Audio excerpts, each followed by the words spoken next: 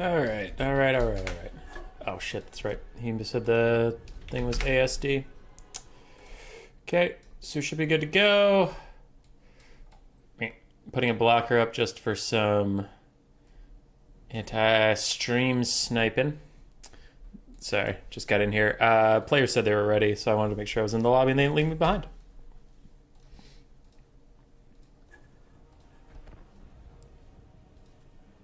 Alright. Okay. We're good. Sorry for the echo there. I just had to make sure the mic was working correctly. What are we doing today? Also, why was this so loud? That was really loud. Not normally that loud. Weird. Anyway, we're doing a new player-esque type thing. I mean, it's not entirely players that are brand new. It's just people that want some feedback on builds and play and that sort of stuff. So it looks like for tonight we have, where was the list? Bowers and Scriptshell 2.0. And then we have Lucinia, Marzek, and Two Blokes, One Coat, also known as Dirty Deeds for free. And then I know Gala, So Cool, Best Dad wanted to play. We also had Salinator, but he has not responded, so I don't know if he's showing up tonight. But it sounds like we'll have 3 matchups tonight. And each player will play 2 games and then swap out for someone else. Sorry, one sec. 19 bloats, yeah. Anyway, I'll be commenting on builds, play, general things that players are doing well and could do better. But overall, this is mostly about the big learning. Sorry, there's a lot going on. Easily distracted over here.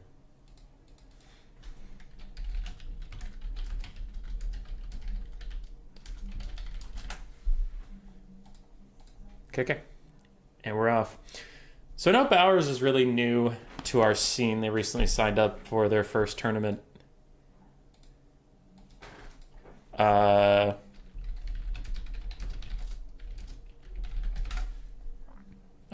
sorry.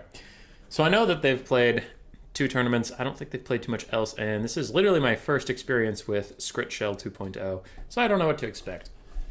Don't know. Any names that I did know, I tried to pair them against people of roughly their skill, like Dirty Deeds done for free. Sent me some replays of their play, and from that, I figured they'd do fine versus Lucinia.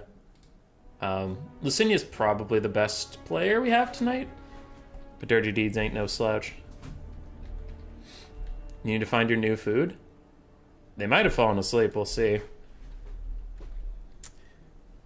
What happened to the drapes? Sorry, you may have mentioned it. Oh no, I honestly, I had I got home from work, and then scarfed down some dinner and got the stream going. So the tent is behind me. I didn't have the time to set it up. So we're just having one real shit stream apparently. School, the noob childs. Hi Columbus Prime. Anyway, for the Empire build, Empire versus Lizardman, this is a pretty classic matchup. I'd say these days it's slightly Empire favored, but it's one of those matchups that's generally fine for either players. Silver Bullets, front line of Swordsmen, secondary line of Spearmen and Great Swords, back line of quadruple Reichsguard, and then we have an Outrider with grenade launchers in the wings. We do have Karl Franz up on his Pegasus mount, which is very interesting, and a Life Wizard on foot with Regrowth and Dwellers Below. Okay, I have thoughts on this, but I don't want to miss the other build before I give those thoughts. We have Cold One Riders in the trees for the Lizardmen, Skink Cohorts plus Saurus Frontline, and then Saurus Scar Veteran with Foe Seeker for a little anti-large duelist, Mazda Mundi on his toilet seat with Comet, Net, Apotheosis, and Harmonic Convergence. And then we have 2 Ripperdactyl Riders from Bowers. Okay. And we're off. In the garage, helping bro fix the truck. Still down to play. Just last. Yep. Okay. So my thoughts on the Empire build. Overall, pretty good. The Outriders grenade launchers are interesting versus Lizardmen, especially if you're bringing the great swords, but they will be good at clearing out lots of Saurus, so I could see that being a viable build strategy. The 4 Reichsguard seems excessive. Maybe 2 Reichsguard and 2 Empire Knights, and then get a little more infantry.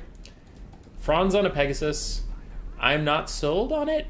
Deathclaw generally has better armor-piercing values and also has a monstrous mount.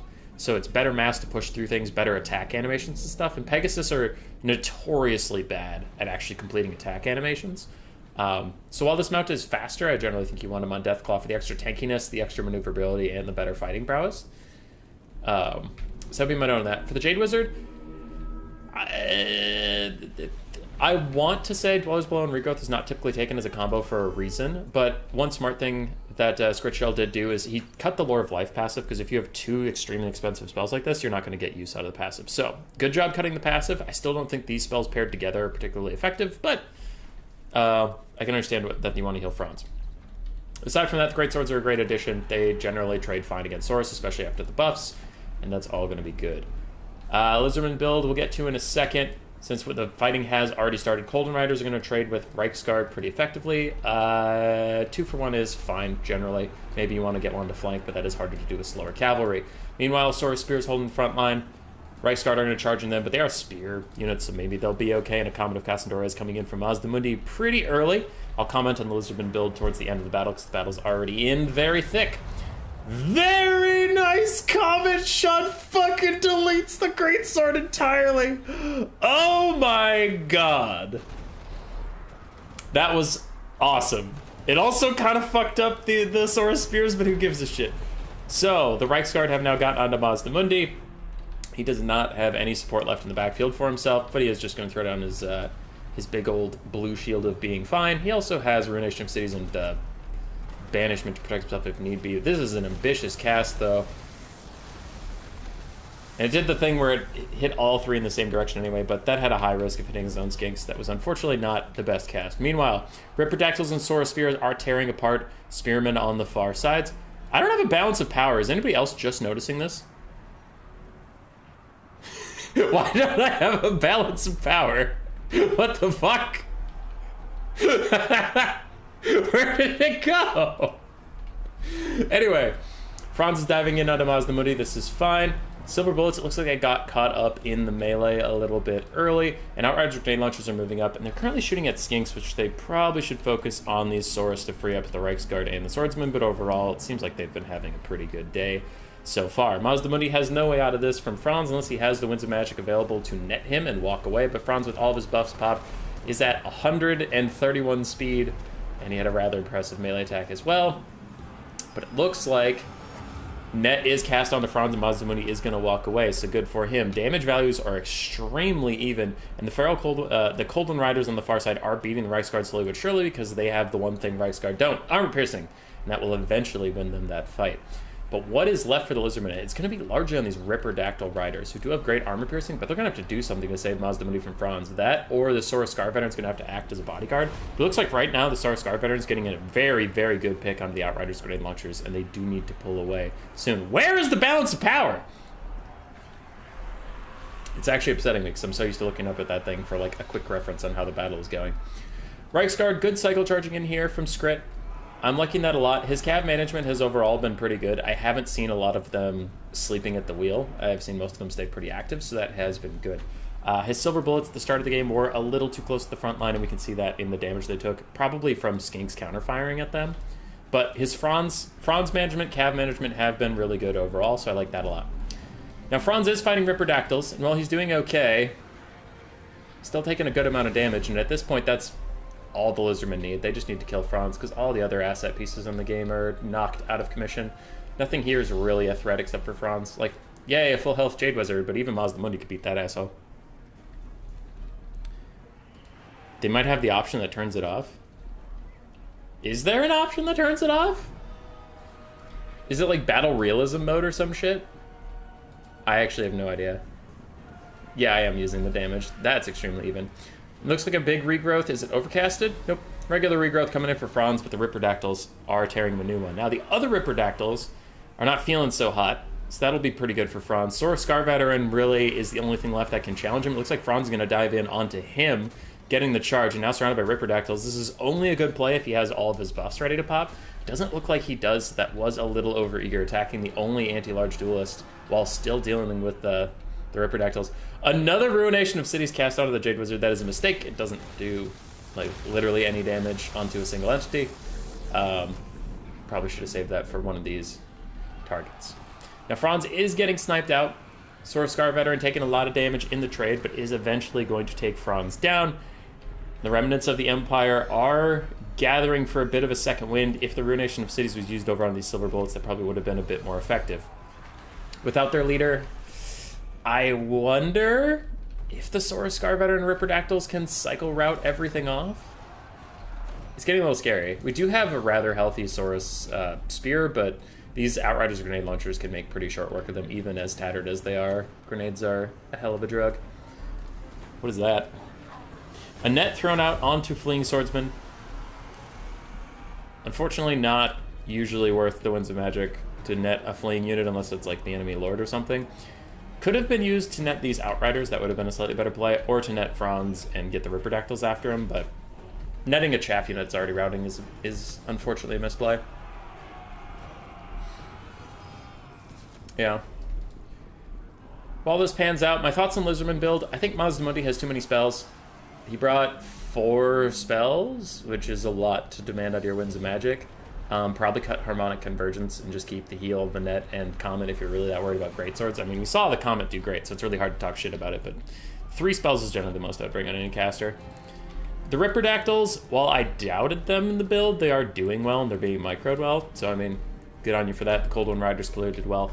I might consider getting rid of 1 Ripperdactyl and getting like 2 Feral Cold Ones in its place, because Feral Cold Ones trade extremely cost effectively, especially into Empire Cav with their armor piercing and high base stats for only 450 gold.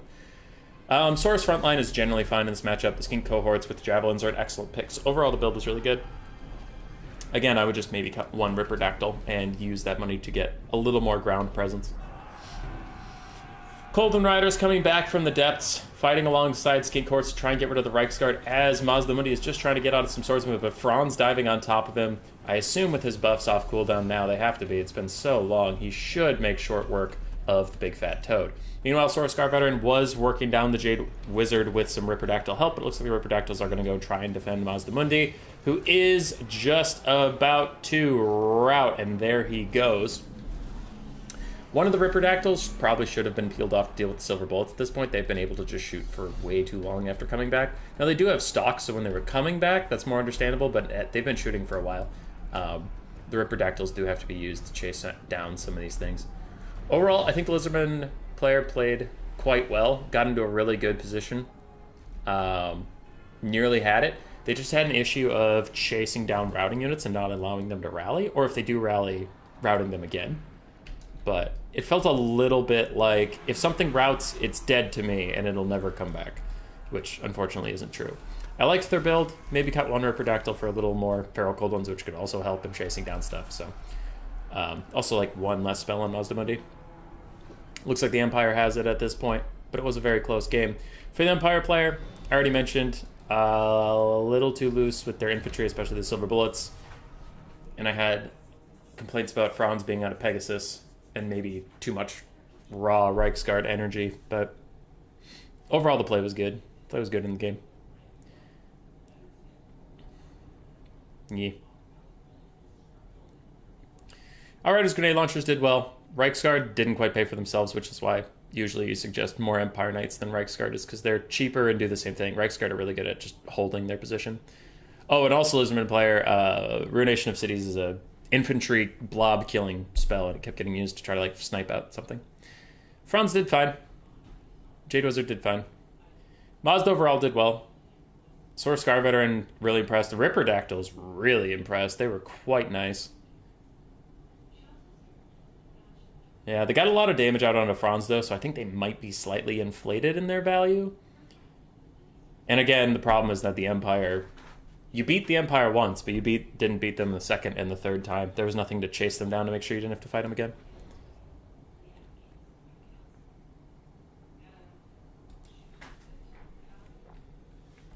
All right.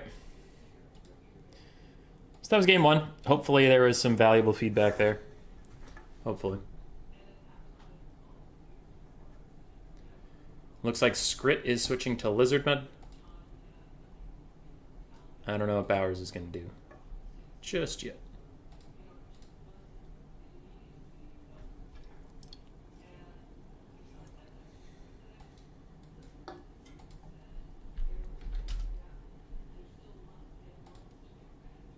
What is the second map?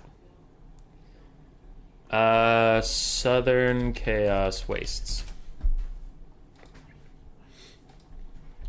Flat, medium size.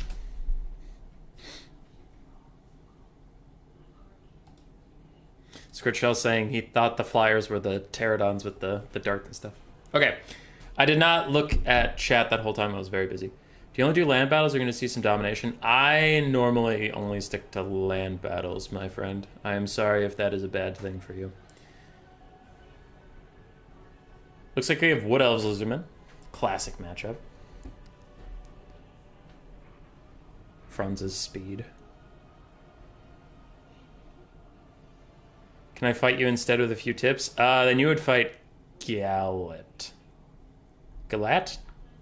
Galat? Or Fat Kid at Recess was typing. I don't know if he's playing tonight, but you could play him if he's around. Because I know Galatger was working with his bro to fix a truck, apparently. So, Fat Kid at Recess, if you're listening to this, we might need you.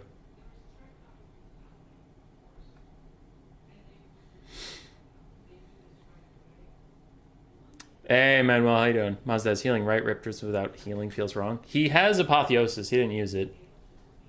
He didn't use it. The Winds of Magic usage definitely needed some work, unfortunately.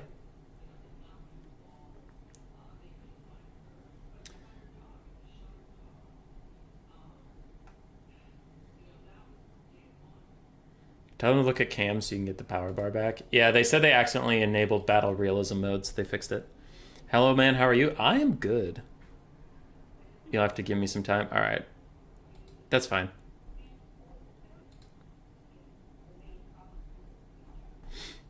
That's fine. I could play a match if you need someone to fill. We might have to run this. We might have to.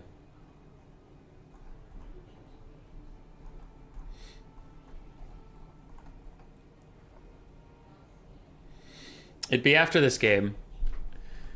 And I think Galatger needs more time.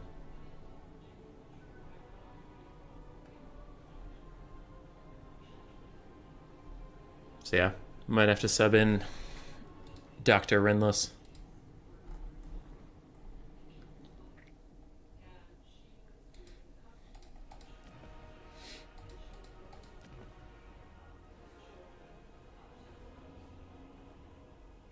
What? Scriptshell has a very interesting build behind this blocker. I'm excited. If y'all need me, I can make my sis help him. No, you have 2 more games after this one. We got Rinless. Though then I need to find you an opponent. Ooh. Trixie Hobbitses. Though that might be Fat Kid at Recess, because that could be good. If we could get Rinless in here next game. And then that would give Recess time to eat, you time to help your brother. And then we're good. Alright, the Wood Elf build, behind the blocker, is getting figured out. It's readied up. It's fucking wild. The Lizardman build is fucking wild. Let's go! Alright. We got Nakai. We got an unironic Nakai pick. And on the other side, we have the King of the Wild Hunt, Orion, plus a shit ton of Treekin. And a Great Eagle.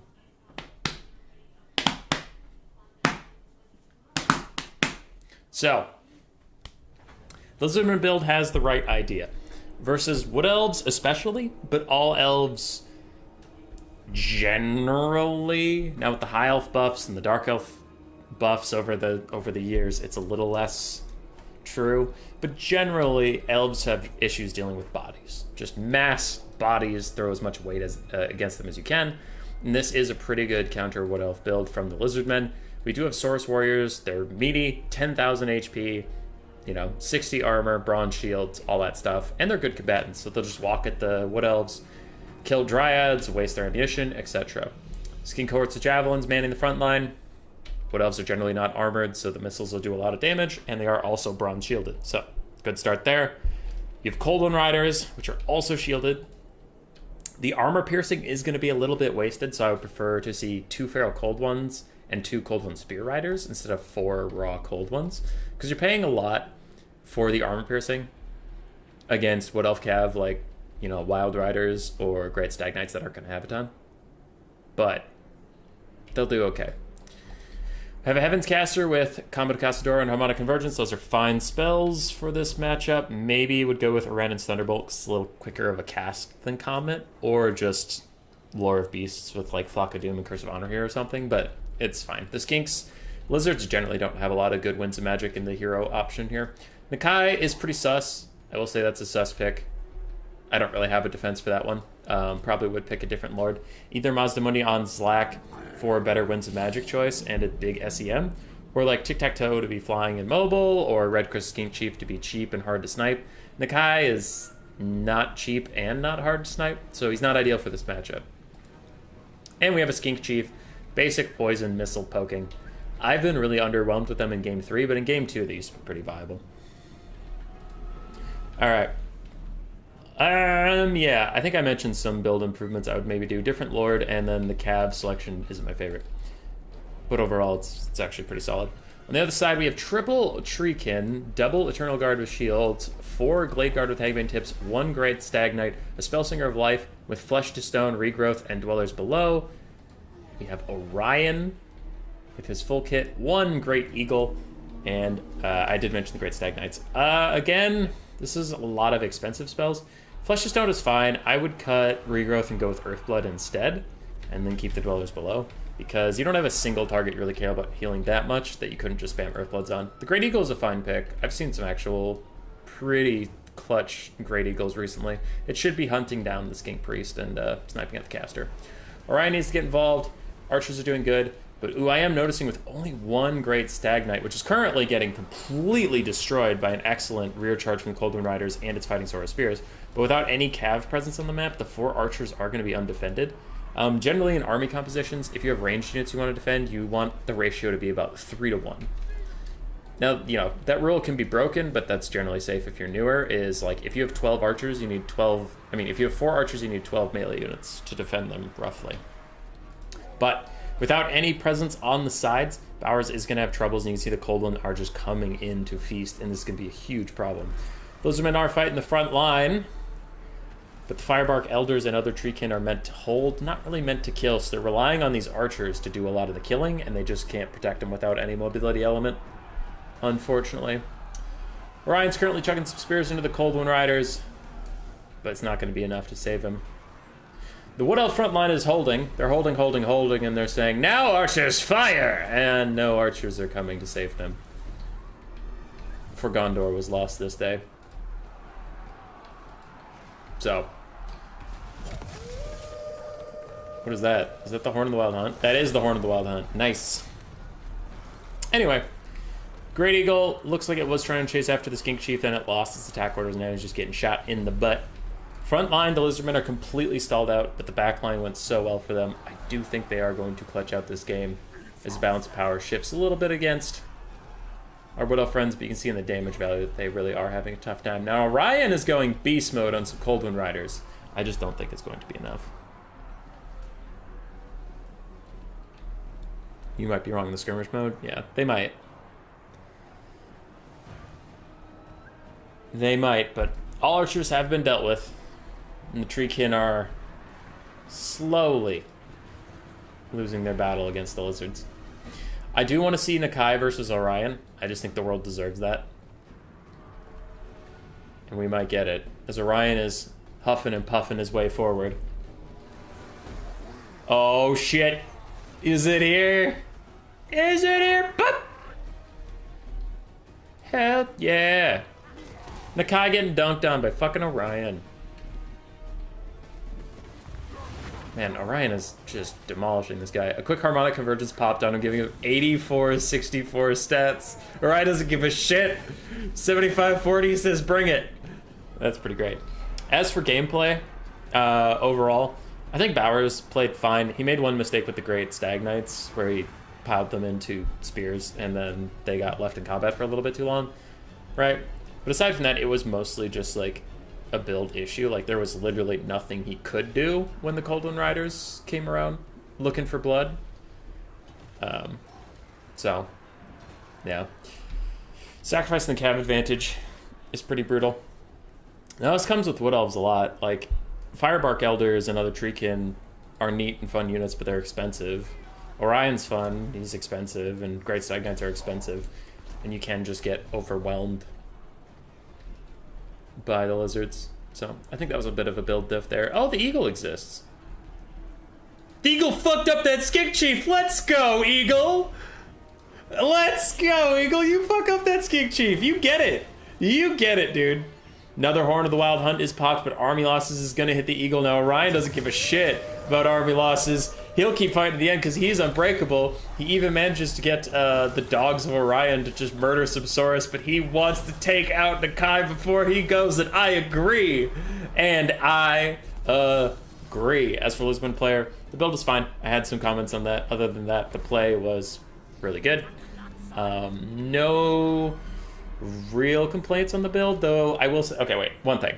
The Jav Skinks were in front of the Saurus, where the Jav Skinks should have thrown all of their ordnance from a distance and ended up in melee combat, but it's fine. Orion kicks his ass! Let's go! Orion bows the no-man!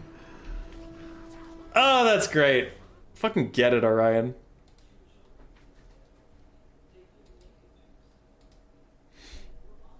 Okay.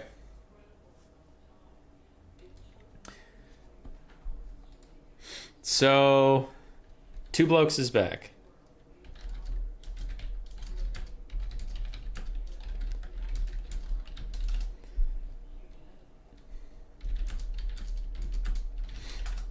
Cool. And there we go. This matchup, they got yeeted in some Sword Spears and Root Charge by Cav, yeah. Yeah. It's a tough matchup for Great Stags to get a lot of value, though.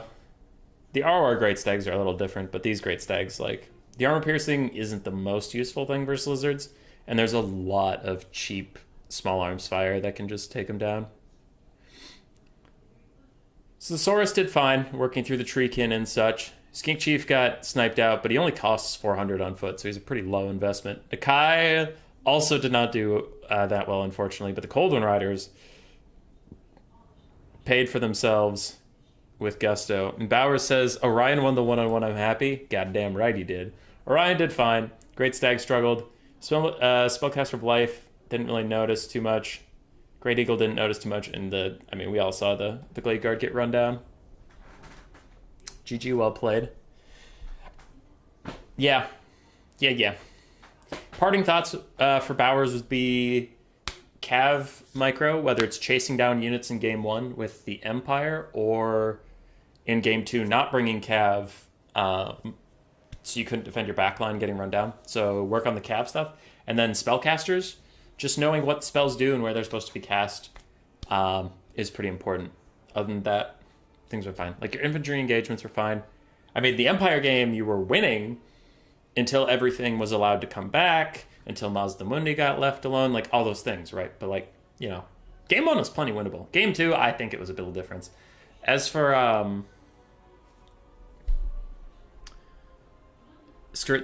don't know, I can't remember this guy's name usually, but Scriptshell 2.0, play was really good.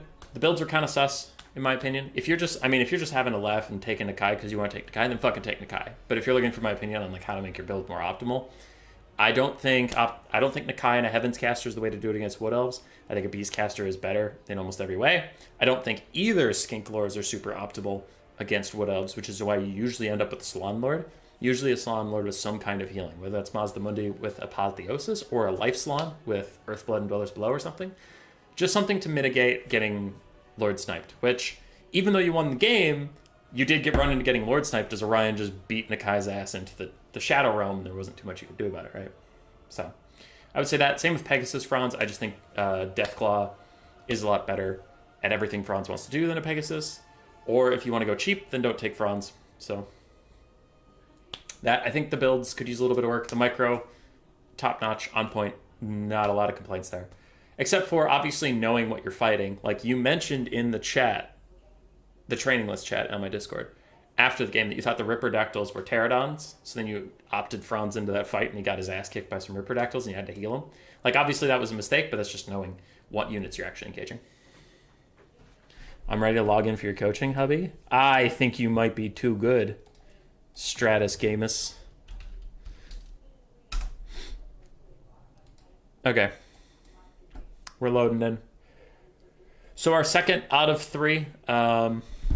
We have 3 matchups tonight, and then I'll probably call it. It'll be a short little stream, but I do have to pack. I'm going to have a booth for my board game at a board game convention tomorrow, so I got to drive about 5 hours to get this thing and then set up a booth and do all this shit. So I'm going to pack tonight, but we'll get through it.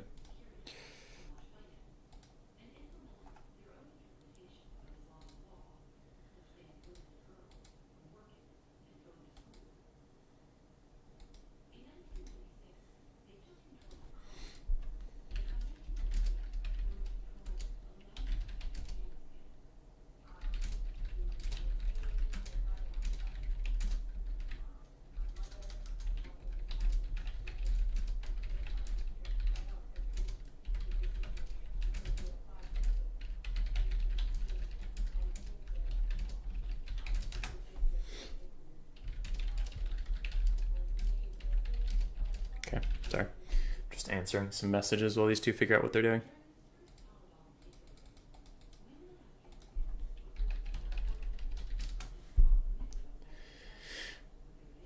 Okay. So it looks like our first game is going to be Skaven versus the Empire. A very tough matchup. A very, very tough matchup for Empire these days. But there are some ways to play it, especially on a medium small map. Good luck with your convention, bro. May you sell many games and get many clouds. I will try. I'll try to sell a lot of games. Got to get this stuff out of my basement. We have 2,000 copies of my game in my basement. Well, not anymore. Now we have 1,800 because we sold 200. Fuck yeah!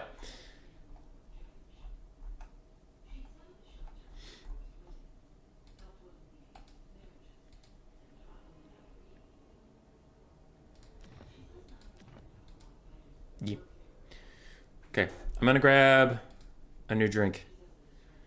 BRB when I feel like it, which is never.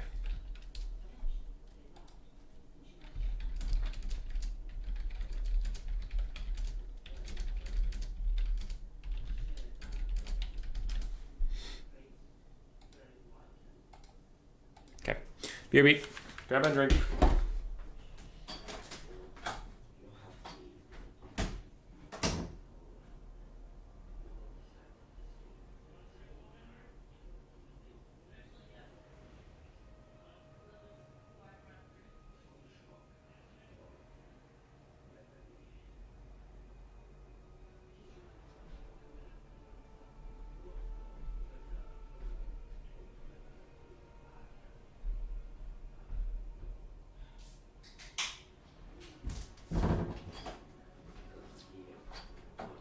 Okay. I'm back.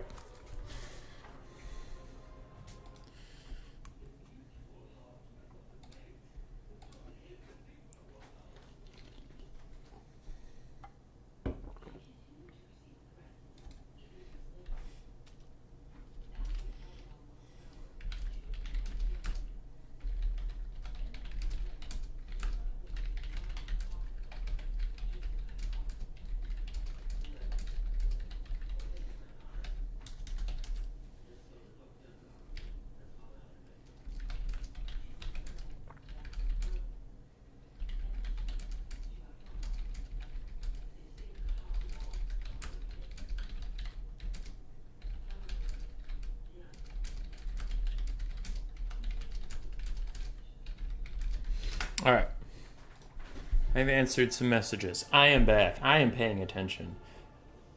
Lucinia's name in Steam is Pegas, but I'm going to call them Lucinia because that's what I'm used to saying.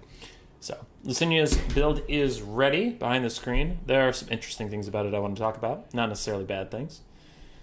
The Empire build is coming together.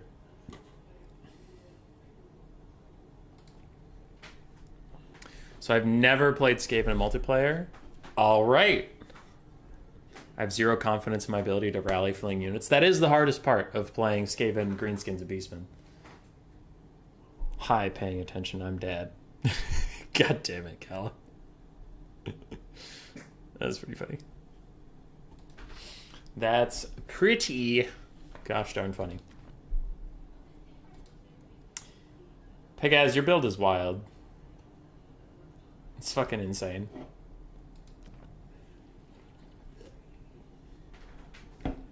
Okay. I would say you're playing Skaven like Khorne, but that's not even true. Because you have ranged units. And Khorne fucking doesn't. This is where Hanadins, if he wasn't asleep, would pop in and be like, but the Skull Cannon! And I would be like, Skull Cannon sucks, Hanadins. And Hanadins would be like, no, you suck, human boy. And then we get in a fight about it. And then a different person would say, what about Skirmish Cav? And I meant, like, you know, okay, they have one unit, technically, but you can't bring that many of it. And the Skirmish Cav isn't that amazing. So why don't you just calm down? And then Hanadins would be like, you suck, human boy. I'd be like, shut up, Hanadins. I'm talking to the other person about the Skirmish Cav point. And Skirmish Cav person would be like, Skirmish Cav are ranged units. I'd be like, I know that. I was making a generalization. It was a joke. It was a joke. Can we all calm down? And they would say, no. And then Hanadins would say, you suck, human boy. It'd just be a whole thing. It'd just be a whole thing, and I'd be upset, so let's not talk about it. Let's just not talk about it. It's Gala or Gala Digger, so you don't feel like you're messing it up or anything. Gala Digger. I see. Just bring one Lord and 19 Skaven slaves, and you only have to pay attention to the one routing unit. You would have so much money left over.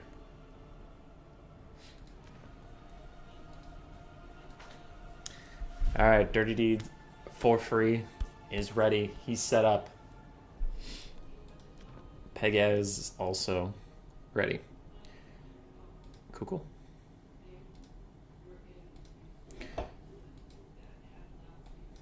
So we're getting into the game. Skaven might have a rough time with 3 Warp Lightning Cannons on a small map. They might have a hard time with 3 Warp Lightning Cannons on a small map. The Double Chieftain is interesting. I'll have to see on their if they're on Bone Breakers or on foot before I judge them. Because I personally don't use Chieftains. I know other good Skaven players do, so I'm not against the unit. But if they're on foot, I think they are not going to do very much. So we'll have to see. We'll have to see. Chieftains on Bone Breakers are an old tech to chase down Volkmar. Now, again, I didn't usually take it because it wasn't in my playstyle, but certain players would take Double Chieftain on Bonebreaker to just follow around Volkmar and beat the shit out of him if he ever came near your front line. Because the Bonebreaker mounts, much like the Mutant Rat Ogres, can get attacks off onto his chariot back when it was busted and a lot of units in melee couldn't attack his chariot. So they were good back then. Now they're still good for all the same reasons, but Volkmar's chariot is actually hittable, so Volkmar is even worse. But they can also serve the same purpose for Franz, the same purpose for Boris Todbringer. Any big terror-causing SEM, if it tries to land in your formation, the Double Chieftains on Bonebreakers have high armor piercing values, great charge bonuses, really good attack animations, and you can run them around your force and just kind of deter the opponent's big single-entity lord from landing and doing very much. For the Empire. Now you might say, why don't you do that for Dark Elves? Because those bitches don't have any healing, and the Dark Elves will just kick you in the teeth. Malekith can't stop that dragon. The dragon's just going to go. Malice will just dumpster them with all of his debuffs. It's different. The Empire doesn't have quite the same, sit and fight and murder prowess Dark Elves do from their lords. All right, they're Foot Chieftains, so I'm very sus on this. Because Foot Chieftains' leadership is abysmal. With only 50, they're going to have a hard time not terror routing. And they're not ITP or anything, so if like Franz or Boris Todbringer, and especially Boris Todbringer is the best Empire Lord in this matchup, maybe Marcus Wolfhart, right? So Boris brings a lot of debuffs that lower your leadership. Well, these guys already have shit leadership. So the Lord that's already good in this matchup is going to be better, which is why I was scared of the Foot Chieftains. It looks like they are. So I think they are worthless, unfortunately. Skrulk's fine. Skrulk's a good Lord here. The Empire isn't the best at sniping out foot characters. Like, if they bring cannons, you don't want to have a Grey Seer, or if they bring, like, Boris or Franz, you don't really want to have, like, Snitch or Throt or Grey Seer or those kind of things. So Skrulk's on foot, and he has pretty good melee defense, plus he has usually stand your ground. So he's fine. He's unstoppable. He's a good caster. I like that. Triple Warp Lightning Cannon. I don't love it. I understand it. You can out-trade any Empire cans with this, and you can kill War Wagons, and you can kill Cav. I still don't love it. I don't think they have the same DPS really necessary. I think maybe 2 is fine. 3 seems overkill, especially you could zap, contract the enemy caster. It's fine. Don't love it. Triple Globe is good. Globes are boring, but globes are very meta for a lot of reasons. Now, the killing power the Warp Lightning Cannons lack, the globes will more than provide. The problems I do see is your front line is all slaves, making it not very good at holding. I usually like to mix clan rats and slaves. That way, your front line doesn't all break at once. It breaks in waves. And you really need 4 Rat Ogres, because right now the big problem with this is if cavalry just sprints at the Skaven slaves, it'll honestly kill them, get through them, and then all your range stuff's compromised. And you only have 1 Rat Ogre to stop 4 Cav. So my thoughts on the build would be cut 1 Warp Lightning Cannon, use the money to get like 2 more Rat Ogres, and probably cut the Foot Chieftains and use the rest of that money to get back up to 4 Rat Ogres. Otherwise the build's fine. It's fine. Council Guard are okay in this matchup. I don't love them, but I understand them. The Empire doesn't have a lot of great tools to kill them, because if they have the Sunmaker will waste a lot of time shooting at them and not shooting at your Warp Lightning Cannons or globes, so it's fine. Those are my thoughts on this game build. Oh wait, what does Skrulk have for spells while I'm here? Summon and Pestilent Breath, perfect. Great for this matchup. On the other side, Dirty Deeds for free has Marcus Wolfheart. He has the net null abilities, that's fine, because generally a Wolfheart's going to try and snipe out the enemy Lord, and his stock at a range really allows him to trade back with Warp Lightning Cannons and Poison Globes and stuff without being noticed. So Marcus Wolfheart is another good pick here. I think it's him or Boris are the 2 good lords. Huntsmen are also solid because Avalanche Mortars or Poison Wind Mortars or anything can't see them on the approach. So they can get up into range without getting instantly deleted. Plus, they do have anti-large missiles, so they're good at taking out Rat Ogres. Spearman frontline is fine. I don't like that they all have chevrons because they're all going to die to Poison Wind Globes, and Globes don't care what chevrons you bring. 2 Knights of Blazing Sun, 2 Empire Knights are a really good combination. Knights of Blazing Sun should not be slept on this matchup. Now, when Poison Wind Globes get the nerf that they will eventually fucking will, these guys will be MVPs because the fire damage really fucks with Hellpit Abominations, fucks with Throt, Brood Horrors, anything the Skaven can try to bring with regeneration, and their massive charge bonus and their spell resistance make it hard to get sniped out by like Flensing Ruin from Make It Claw. Charge bonus is great for getting through all these Skaven slaves, so Knights of Blazing Sun, really good in this matchup after Poison Wind Globes get their fucking nerf, because right now Poison Wind Globes are still going to kill them in like 1 volley. Fire Wizard in the Sky is excellent. Excellent. Good choice in the Fireball spell. Flame Sword of Ruin is okay. I would prefer Burning Head, but Fireball is all you need. Light Wizard, I don't know why we also have a Light Wizard. Shem's Burning Gaze has not been super impressive recently, but he also has a net. I think the Light Wizard's entirely worthless in this matchup. Probably cut him. The Bright Wizard is good. The Light Wizard is not in this specific matchup. So I would cut him. Maybe get some more Cav, because you really have to overwhelm. Yeah. Venge, that's pretty good. That's pretty good because it's also quite true. Fire Pegasus, poor Skrulk. Yeah. What about immoral actions at a reasonable price? So what the Empire's doing right now is they're just sitting here, allowing Marcus Wolfheart to shoot at the hero core, it looks like, and their huntsmen are in range of the front line, so they can also just shoot Skaven slaves, I guess, for free. I don't think they're going to win the trade versus triple Warp Lightning Cannon, but they're also trying to set up for Cav flanks. They're trying to set up for the Fireball caster to get in range and start doing Fireball things. Like, I kind of understand it. I don't agree with it. Now, this is better. This is better. Moving the Huntsman up to get in range of the Poison Globes, or even better would be the Warp Lightning Cannons. If you can get cheap archers, any cheap archer of any faction onto an artillery piece, boom, value. Here's a triple net onto Lord Skrulk. Wait, no, it's just a net on the Skrulk. It wasn't overcast. Looks like he's going for double Blast Scroll, Fireball, and Shim's Burning Gaze all on Skrulk, but it looks like the micro is slipping a little bit. Oh, this is a big Lord Snipe build, because Wolfheart also has all of his things. I see now. I kind of see what's going on. I still think it's a little bit of overkill, but there is a Shem's Burning Gaze. Now Fireball. Meanwhile, the Globes did get in range of the Huntsman, and the Huntsmen are now getting completely fucked up. Cav have walked away, and while the sniping attempt was going down, it's a lot of micro to get off that many spells and do that many things in short order. And you can see the rest of the battlefield is just going to complete hell while that's being set up. So generally, things like that are really hard to actually pull off if it has a lot of working parts. If you can tell several units to all shoot the same thing with one click, that's fine. But if you have to tell a couple units to do like 5 or 6 things with 6 or 7 or 8 or 9 clicks, it's really tough to make it worth your time. Meanwhile, 3 Warp Lightning Cannons are just fucking up Marcus Wolfheart. That's really funny. But we have some Cav left in the trees, and the Skaven have spread out. They're starting to try and chase down the Huntsmen, believing themselves to be safe, and now we have a Cav flank coming in. There's really nothing to stop these Cav from getting onto all the Warp Lightning Cannons, and they will really need to do that. Now, Skrulk is running through. His double Chieftains are helping with the front line. Overall, the Skaven are doing really well there, and Skrulk is again getting sniped. But it's really how much can these Cav get done? Ooh, these Empire Knights are going to assist their Huntsmen rather than taking out the entire backline. I have to think that was a little bit of a mistake from the Empire player. Overall, Empire's not in a terrible situation just yet. Wolfheart's very damaged, but being a ranged combat lord, if he has 1 HP and full ammunition, he's more useful than being full HP and no ammunition. So he's fine as long as he just stops getting shot, which is easier said than done. The Flying Mages are both being dedicated to a Warp Lightning Cannon, both of them just trying to muck something down. And these Cav being forgotten on the high ground is really brutal. If there are more Rat Ogres, this would be more punishing. Right now they're just getting chased down by Skaven Slaves, but still. Every moment they're not stopping these Warp Lightning Cannons or Globes or anything is really brutal for the Empire. Skaven are up about 1,000 damage value. I would tend to agree. Nice Blazing Sun, run away. But you can see Skaven Slave Spears are one of the only spear units in games that don't have charge defense or charge reflection. They have nothing. They have a minute amount of anti-large. Never fear Skaven Slave Spears with Cav. Just don't do it. Just fucking run them over. See? Look at that. Done. Easy. Now, Clan Rats with Spears, don't charge them. They have charge reflection. But Skaven Slaves, only spear unit that does not.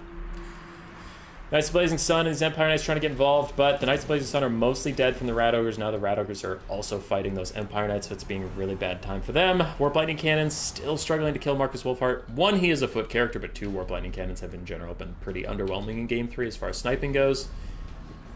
It looks like the Light Wizard now being stuck in the Council Guard is really having a bad time, but here is Fresh Fish. Knights of Blazing Sun charging an almost dead Globe and rear charging.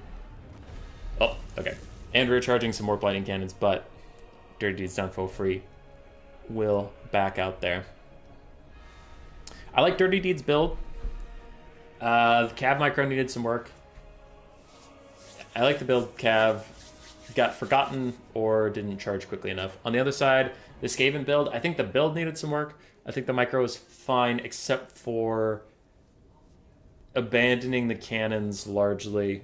A lot of slaves ran forward and left gaps in the line the Empire Cav could have exploited. Yeah.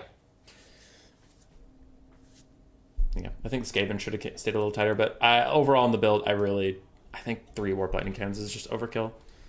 They have such a hard time hitting whatever targets they want to. So, cut 1 of the Warp Lightning Cannons, cut both the Chieftains, get more Rat Ogres, and get a little bit more infantry quality, and this is a fine build. Or put the Chieftains on Bone Breakers, cut a Warp Lightning Cannon, to get the money to put the Bone Breakers together. But then you might want to cut the Council Guard in that case and get some slightly better infantry or more Rat Ogres or something, because that's starting to feel a little thin. But I don't know. Foot Chieftains they don't unfortunately serve a purpose, as I mentioned at the start. I think Wolfheart is a little slept on. I think Boris or Wolfheart are the 2 really good options in this matchup. Gala with the $2. Thanks, man. Thank you. It's very generous of you. Appreciate it. Do goblins have charge defense against large? Oh, you're right. They do not. They do not. I generally don't think of them as spear units, but they are, so you're correct.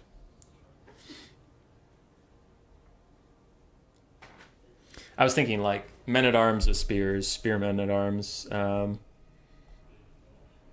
Spearmen for the Empire. Peasant long spears.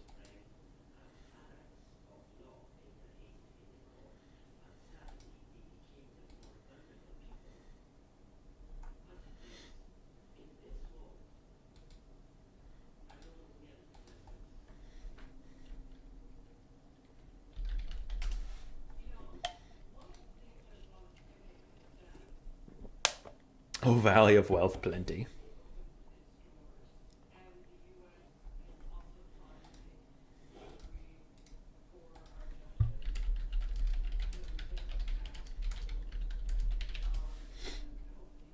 Bound spells when fire. Went too long. Yeah. Bound spells when fire. That sucks. That sucks and blows. Behind the blocker, Lucinia, if you're watching this, I like the adjustments you just did your build. I mean, you did the adjustments that we had talked about, so I guess, yeah. Make these adjustments. He makes those adjustments. That build fucking sucks. I think that'll serve you better.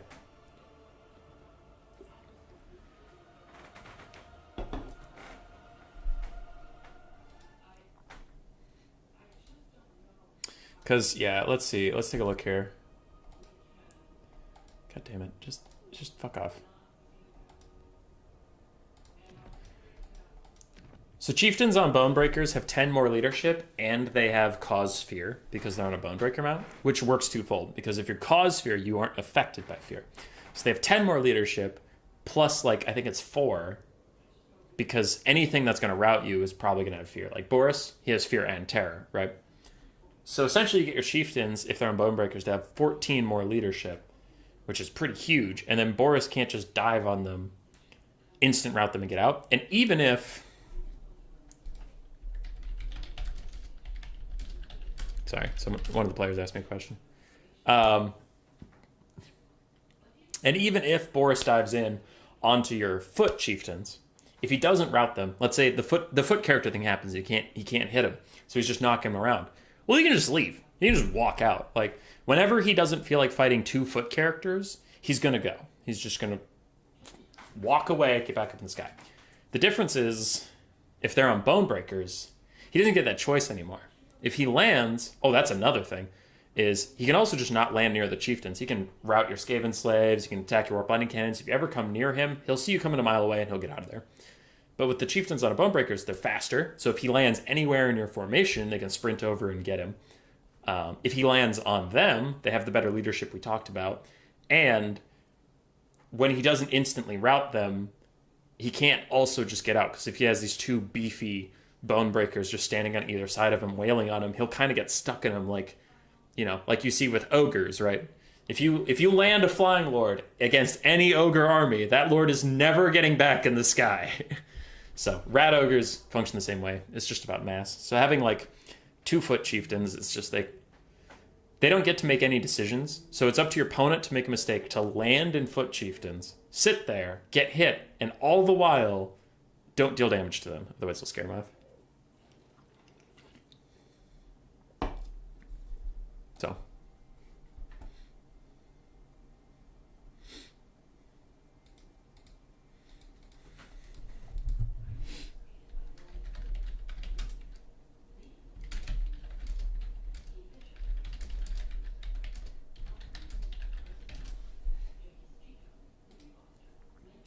All right, looks like Lucinia is going to stick with Skaven and Dirty Deeds full free. I believe is Skaven main, if they can be trusted. So we might have ourselves a Skaven mirror. Well, except the Zinch Lords against Ogres. You know what, John FB? That's fair. You didn't mean to send me 2x, but I love you so much I'm not opposed to it. Woo! We tricked Gala out of money! They were sitting in a conga line, all shooting forward. My right palm really wanted to send $2. All right, Skaven mirror. There's 3 traditional plays. There's 3 traditional ways to play this. All kind of rock, paper, scissors. Super generally, obviously, you could pick rock into paper, but if you play a lot better than the paper guy, you're going to win. But if 3 AI played, this is how the Skaven roulette goes. Full range build with a bunch of Giselles, Slingers, and Poisoned Globes beats the Molder Rush. Okay? The Molder Rush beats the Eshin Vanguard Rush, where you try to be sneaky. And the Eshin Vanguard Rush beats the all-ranged build. So if your opponent goes all-ranged, you appear on top of them with invisible troops, kill them all, you instantly win the game. If the enemy goes for a Molder Rush, they get shot so bad that by the time you hit the front line, your Rat Ogres and everything's already running away. And if you Molder Rush and the assassins are sneaking up on you, they ain't sneaking up on shit. They're sneaking up on a bunch of giant melee monsters and they get fucking pwned into the ground. That's generally the rock, paper, scissors of the Skaven Mirror, which is why I usually tend to ban it in tournaments. Not my tournaments, no one can play it. When I am playing and I have a ban, if I'm feeling pretty comfortable, I'll just pick Skaven, ban Warriors of Chaos, and Skaven. Because Skaven versus Demons of Chaos is slightly bad, but I'm used to it. Skaven versus Khorne is even. Skaven versus Tzeentch is slightly bad, but I'm used to it. It's like all those things. Whereas the Skaven rock, paper, scissors feels fucking bad. Because I don't feel I can leverage my matchup knowledge. I know what's coming. It's one of three things. And if I guess wrong, I fucking lose. So I hate that matchup. With a lot of mirrors, I try to avoid them if I think I'm better than my opponent. Because mirrors almost always favor the worst player. Like, I'm not saying the worst player will win more than 50% of the time, but I think in mirror matches, the worst player... If a player was going to win 30% of the time against their opponent, in a mirror match, it's more like 35-40. Because a lot of mirror matches just have more RNG put into them. So.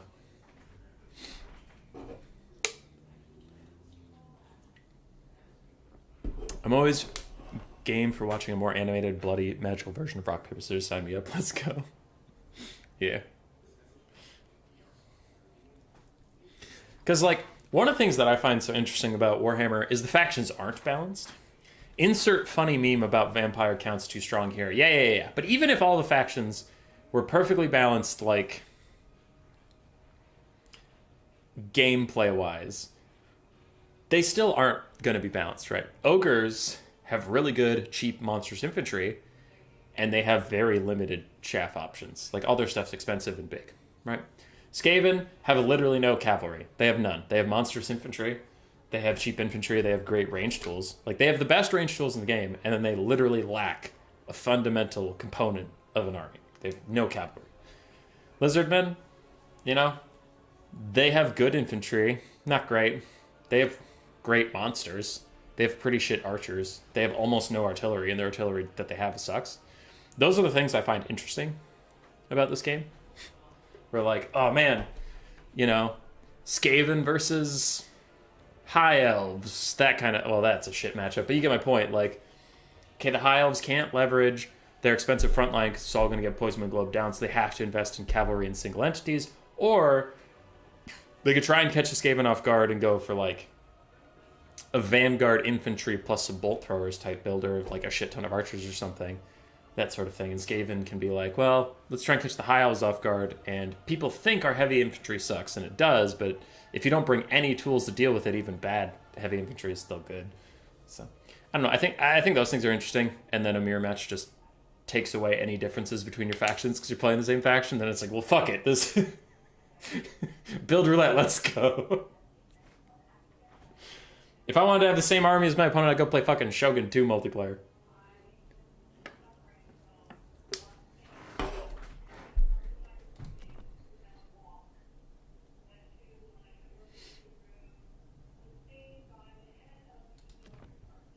Alright, I'm ready for this. Y'all ready for this?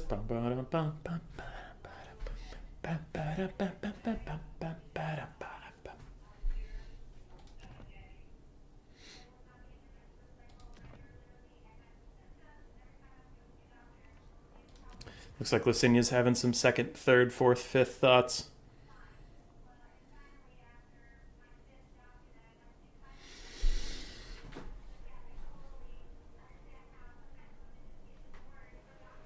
You know what's fun about playing Skaven that makes it really hard to play other factions at times? Is You never have an awkward 300 or 350 gold. Do you know how hard it is when I try to play Corn or fucking Zinch and I end up with like 225 gold? And I'm like, what do I do with this? Because it's not enough to upgrade any unit into anything significant. Like for that I need 300 or 350 gold. I can't get a whole nother unit. So then you start selling units and trying to combine them to get all your gold out of them. You don't want to just do chevrons. That shit sucks. When you're the Skaven, never. Never. You got 150 gold infantry. You got 175 gold infantry. You got 300 gold infantry. You have 200 gold slingers. Like, there is no fucking way you get stuck with 200 plus gold and you're like, I don't know what to do with it.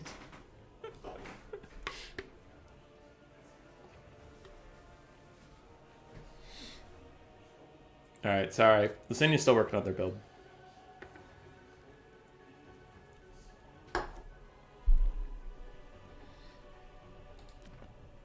They keep getting a bunch of things and then deleting a bunch of things. Oh, is it? Is this it? Is this the final form? Oh my god, it is. We're in.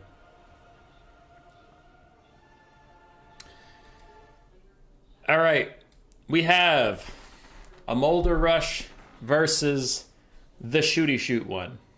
Now, just because I'm me and I'm wrong about everything, if I was correct, the Molder Rush is kind of fucked, and the Shooty Shoot one is going to do so much damage to them before they really hit the front line that they just won't have enough gas left in the tank to kill the Shooty Shoot bits. That's what I would expect to happen. Now, me being wrong all the time, Molder Rush is probably going to crush it somehow, and I'm going to be big sad. But I think they're going to have a bad time.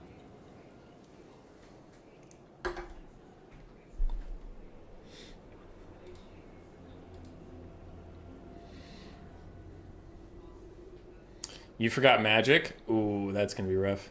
At least one hell pit? Yes.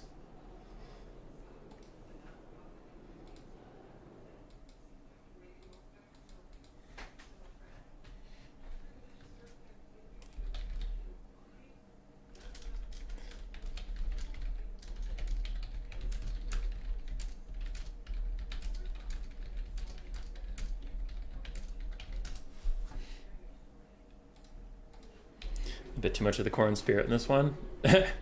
Maybe a little bit. We have a Warlord on a Brood Horror with a Packmaster friend. I do really like the Warlord Packmaster pairing. I think they're very good.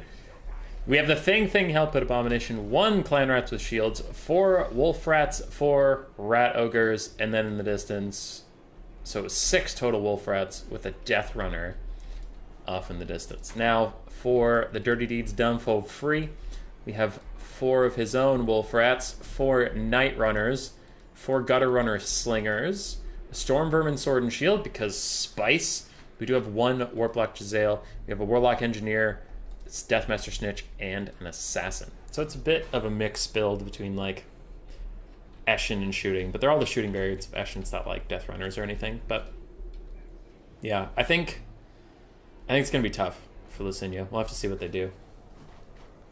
When are you going to do the Skaven dating show with Alfred? Never!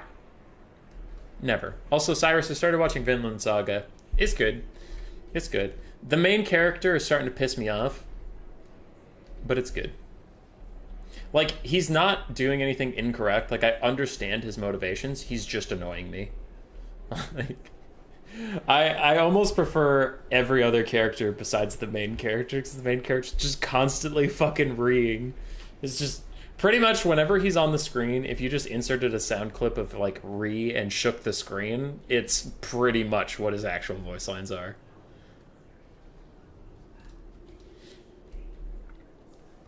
Looks like DD's ready to punish a box. I think he's going to be fine. Because Night Runners will trade plenty effectively versus Rat Ogres. And Wolf Rats will probably run into the issue of staying power. Because Gutter Runners aren't terrible combatants. They'll do okay versus the Wolf Rats, and Wolf Rats' leadership will come back to bite them. He gets less horrible over time. Yeah. Dude, if there was a Skaven dating sim, you know it would be there. Our dating sim content has low views, but man, it's fire. It's fuego. I think the biggest biggest mistake Dirty Deeds could do is over-focus fire the Hell Pit, not finish it, and get run over. He needs 100% needs to take out the dogs, Rat Ogres first, then deal with the single entities. But if he tries to snipe the single entities too hard, and then all of his ranged assets are going to get run over, he's going to have a bad time. This is traditionally why I say the Molder Rush is bad into range, though, is because look how much damage the Rat Ogre's taking. Oh, fuck, his Gutter Runner Singers are running away instead of throwing. That's bad. They need to throw. They need to throw real bad. Wolf Rat's running forward to fight the Warlord. Snitch is coming over, but we'll see. These Wolf Rats are going to get the fuck out of here before that. They're going to tear her out. So we'll have to see. But these Gutter Runners running away is a pretty huge problem. I don't know if they have Skirmish Mode on or if he's just actually running. It's going to be a bit of an issue. Packmaster taking a lot of damage from the Wolf Rats and Storm Vermin. And we have a pretty huge Flensing Ruin coming down from the Warlock Engineer. That is going to be quite nice and good for them. Night Runners are still kiting out in the distance. But overall, things are going pretty good for the blue team as far as things can be considered. Packmaster gets out of the Flensing Ruin. Warlord is still in it, and he's fighting Deathmaster Snitch in it, so that could be a pretty big sniping attempt onto him, especially if we get an Assassin's Trophy from the Assassin onto him, though that might have already been cast on the Packmaster earlier. Natty Boobos is pushed off, but the Wolf Rats of the red team are winning against the Wolf Rats of the blue team, pushing them away and getting rid of a lot of the problems there.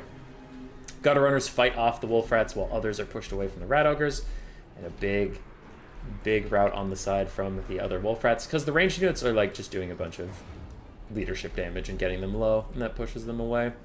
Plus, like I said, Gutter Runners are no slouch in melee combat. Don't know where this Warlock Engineer is going, but he needs to stop. He needs to stop going that way, or he's going to get isolated pretty fast here. Very clutch rally from those Wolf Rats for Dirty Deeds, as they all just fucking collide with the white line, but do technically come back, so they'll have to turn around and get an attack off here soon. Otherwise, they be dead.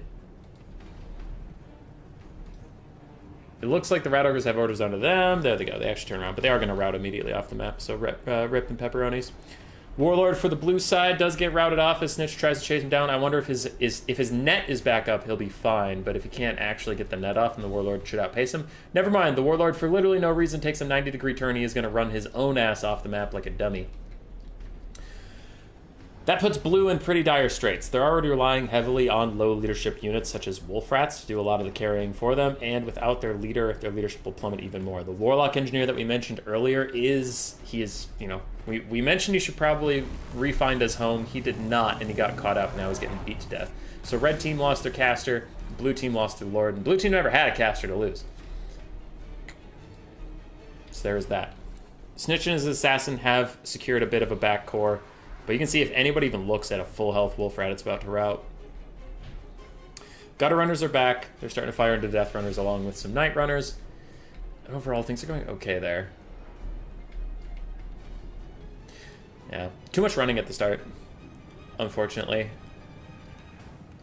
Because you're never going to outrun the Molder Rush, so you just need to stand, right? Because the reason the shooting build normally would counter it is they can't be everywhere at once, and anything that isn't in melee is going to just shoot at you and do a ton of damage. But when all the ranged assets started to run away, then, like, they weren't getting DPS out, but they were still getting chased off, so. Yeah, next time it's better if the Gutter Runners slings just fight. For now, they're kiting around, just trying to allow Snitch and the Assassin to rally the Warlock Engineer. Because with more Flensing Ruins or something, this could still be a one game. A nice job with these Wolf Rats. Dirty Deeds has been playing really good with his Wolf Rats. Chasing down the other ones. Now he has to get the charge off onto these extremely low leadership ones. Oh, okay, they'll rout on their own anyway. That's fine. I was going to say, because they have a much higher health pool than the other ones, so you can't actually allow them to... What the hell? Oh, this Rat Ogre shattered. I was like, how did he already get off the map? He's not off the map. Red team is coalescing around Deathmaster Snitch. And the Molder Rush is still trying to just chase things down. Gutter Runners, focusing on the Death Runners is very smart, because the Hell Pit Abomination is going to regen through anything you throw at it right now. Better to just take out those Death Runners. We have a full health Storm Vermin, Sword and Board. We have 3 dogs for the red team, though one is almost dead.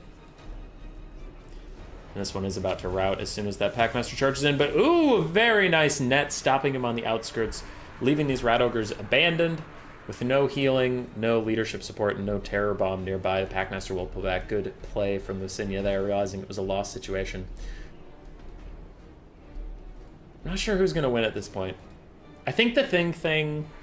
Here's the tricky part. So the thing isn't built to fight Snitch, but Snitch also isn't built to fight the thing.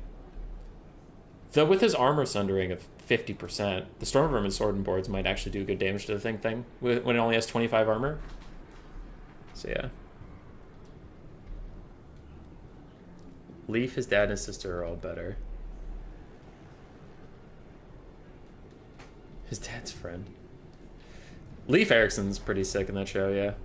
Also, hi, no gain, no gain. Been a while.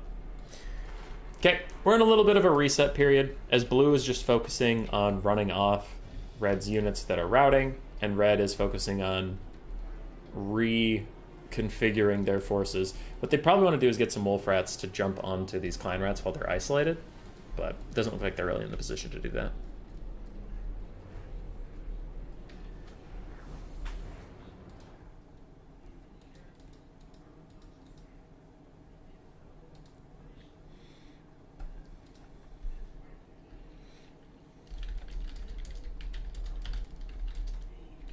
Okay, sorry. Messaging someone while this goes on. Wolf rats are advancing to pick off the clan rats. Now they're stuck in a lose-lose situation. Either they turn around and face the music and die, or they get rear-charged and die. So, it's a rough time.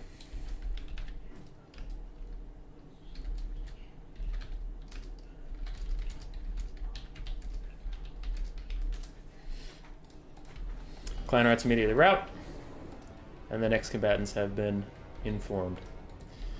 These gutter runners tear out before the thing even gets to them, which is fair. I would be too. The friend is the large merc. Oh yeah, yeah. That guy's great. I just met him last episode, so I'm on episode like 10 out of 25. These wolf rats have to be careful. Ooh, with concealment bombs popped, he couldn't see him coming, so he couldn't get a counter charge off. Wolf rats do get charged, and they still have attack orders onto the old unit. Looks like now they're running away from the death runners, but once they realize what's going on, the wolf rats can probably just eat the death runners alive. Death runners don't have that good of melee defense. They rely heavily on their physical resist. Some of these dogs are dealing magic damage, so the death runners won't stand up to that. Yeah, they just get torn apart. And goodbye, death runners. It's a really good wolf rat management this game. Hi, Coops. The thing could tear out everything? It could. It for sure could.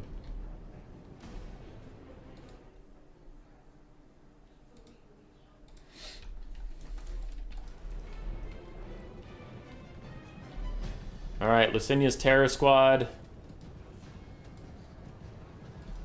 I don't really know what they're doing right now. It looks like they're trying to stay with the thing, and they have the thing having orders to run out there, which is fine. Dirty Deeds is in no rush. He's probably saved up a lot of Winds of Magic for Flensing Ruin by now. And Flensing Ruin is going to be huge. He should definitely cast on the Packmaster, because the Packmaster, if you remember, the Packmaster got down to like 1/3 HP at the start of the game, so his healing cap is right around the corner. Oh shit, this could be bad though. Thing gets a huge hit onto the Warlock Engineer, and he terror routes. Can escape and protect him otherwise. Deathmatch Snitch unfortunately nukes his own Night Runners with that little net there, but I think he's just trying to stop the Packmaster from chasing down the Warlock Engineer. So the Warlock Engineer can rally and get off one big overcasted Flensing Ruin. Because he for sure has the Winds of Magic by now. For sure. But he needs to put it on the Packmaster. No, he put it on the ground! Fuck! That means the units can walk out of it. If he puts it on the unit, it'll follow him around, but that one's just going to land there, and he's immediately going to rout when a Packmaster just kicks him across the face. Now, the thing is still in the Flensing Ruin, so it's not all for naught, but it's tough. It's very tough at that point. It needed to be cast on the Packmaster, so it followed him around. Packmaster's going to finish off the Warlock Engineer. These Rat Ogres are barely hanging on, so are the Wolf Rats next to them, though. And Snitch, you can see Snitch and the Assassin are just trying to get through the thing's gigantic health bar, but it's tough. It's really tough, and Snitch, any damage he takes is brutal, because he can't, he obviously can't heal it back, but his health pool is tiny. Snitch has 2,800 health. At this point, I think he's just going to get out health. Packmaster gets a huge charge off. Storm Vermin are here trying to help. Now, Dogs and Night Runners and stuff did manage to push off the Rat Ogres. This does leave the blue team alone, and there's the healing cap. Oh, if the Flensing Ruin had been on him. Oh, you're so sad. You hate to see it. So can Snitch and the Assassin really wear this help hit down? We'll see. We'll see. Wolf Rats are about to get rear charged by the Packmaster. That should send them into instant route territory, and the edge of the map is right there, so they will fuck right on off. Thing is going to pop its fluid injection, causing it to rampage, and this is a great time to attack it. It seems weird. As soon as it stops targeting Snitch, which right now is really bad luck for the Red Skaven, but once it starts attacking the Storm Vermin, it can't get orders to do anything else, so you can finally get in and get some good attacks while it wastes its, time attacking your Storm Vermin. He's going to net the Packmaster, realizing he just wants to get attacks off right now, but the Rampage wears off, and now it can refocus onto Snitch. But you can see what we talked about earlier, with only 25 armor due to the Weeping Blades of Deathmaster Snitch, he's actually getting it pretty low. And he does have damage percentage, like, the lower it gets, the more damage he starts doing to it. Scaling damage, so that's good. Fat kid at recess, you're back, never have children. That's fair. This continues powerful for me. I did the refresh spray to change the view from live back to live. That's really weird. Never seen that. More infantry are closing in. Packmaster is heel capped officially. The Thing's heel cap is within sight as the Assassin is going to dive back in. Storm Vermin aren't going anywhere, but the Wolf Rats are terror routing once again. And the Assassin is doing his best to stay alive with the Packmaster on his butt. Now the Hell Pit Abomination. Looks like Snitch landed a hit on it, and it maybe hit him. It's hard to tell with foot characters if he got knocked over or truly hit. Assassin's Trophy is back on the Packmaster, giving him 0 melee defense. 0, while he is surrounded by Assassin and the Storm Vermin. But, ooh, Snitch takes 2 bad hits back to back. But overall, I think Snitch and the Assassin are going to do okay here. Healing caps are getting real close for these Molder monsters. And Snitch is just licking his lips, looking at the low health bars over here. He could do a lot of damage. Hell Pit Abomination does manage to shatter off these other Wolf Rats. Concealment Bombs popped on Snitch. He's just trying to fuck off for a little bit. Wait for the right time to strike. It looks like that time is going to be now. He's diving back in. Packmaster is awful close to routing. Packmasters do not have incredible leadership. And Snitch gets a nice shot, but ooh, that net actually kills a lot of Storm Vermin.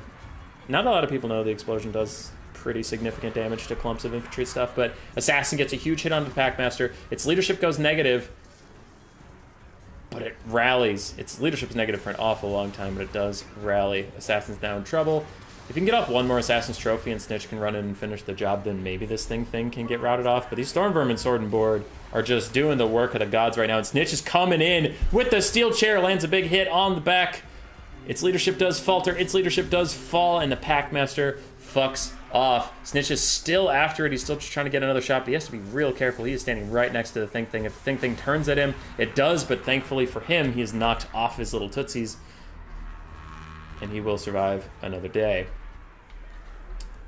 Storm Vermin are going to have to do most of the work here. Snitch takes another blow. He needs to get out of here. If he takes another hit from the Thing, he's actually gonna fucking die. Oh my god! He's terror routing because the Thing just works him down. Packmaster is back, but with Assassin's Trophy on it, and it doesn't even know the Assassin was there due to the concealment bombs. It runs straight into him. It takes a shot to the face. Now it realizes he's there, but it takes another shot. Its leadership dips just to -4 now, but it is fine. And Deathmaster Snitch is getting chased off by the Hell Pit Abomination. That's probably going to be GG as the Packmaster also piles in. Everybody's trying to hit this little Footlord as the Assassin comes back. The Packmaster routes again. It only has 1 route left in it, and considering how low its HP pool is, and damn, down to 500 HP, it might not come back as all, as the Assassin is also routed off by the Thing, hitting him in the face. The Thing putting in the work. It even kills the Assassin straight up.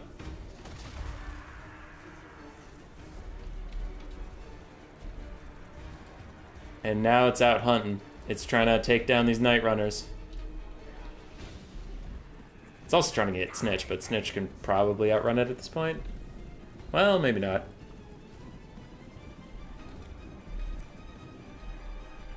Yeah, it's gonna keep up with him. I thought he would have stalked by now.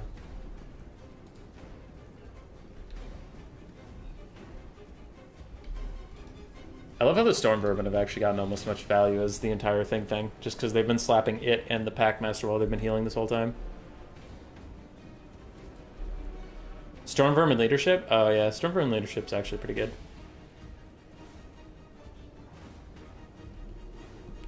Snitch gets run off the map entirely.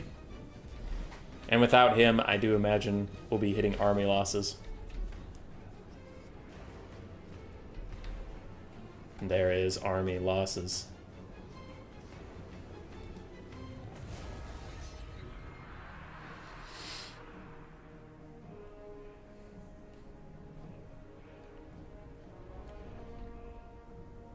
Does stock work on routing units? I believe if you get far enough away it does, but actually that is a good question. You might be right. You might be right that doesn't work. What is WD... Oh, WTF. What do you mean WTF? You almost shat yourself? Good. It was a tough game. It was a very, very tough game. One unfortunate Flensing Ruin cast towards the very end might have been the difference between victory and defeat. Overall, build is fine. Yeah. Build's fine. The sword and board vermin were kind of silly, but they ended up being great, so I guess we just take those. This is a Molder Rush. This is a pretty nice Molder Rush build. I liked it. I like Dirty Deed's dog micro a lot. He got a ton of value out of these little guys. GG's well played.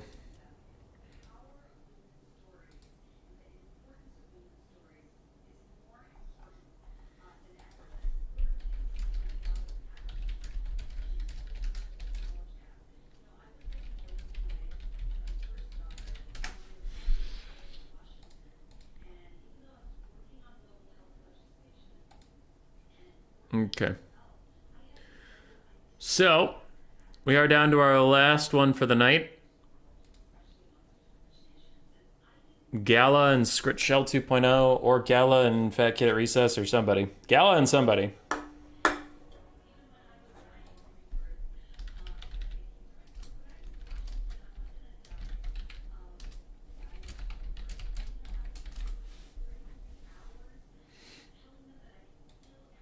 $1.2K Wolfram value, yeah.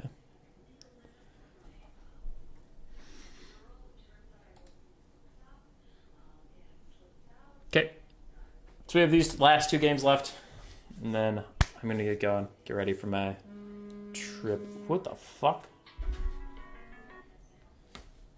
Hello?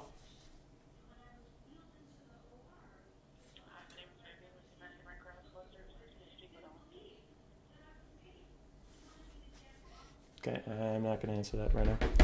You don't need me, do you, Rinless? I do not. In fact, Kid at Recess, it looks like we might have... Yeah, we have Scriptshell coming back. Sorry. I said he could play. We didn't know where you were. You were apparently busy doing children things. So, it sounds like we have Scrit and Gala.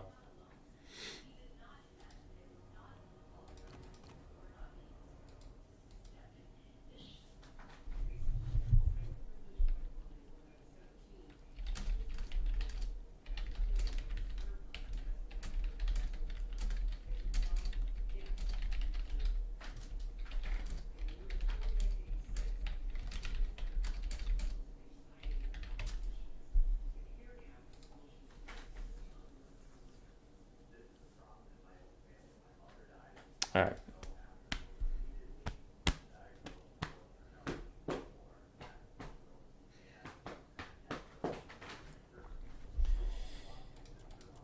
All right. I'm going to try hosting. Sometimes it crashes, but we'll find out.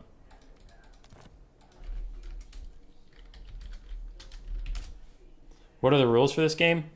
Unit caps on, don't be a dick. That's about it.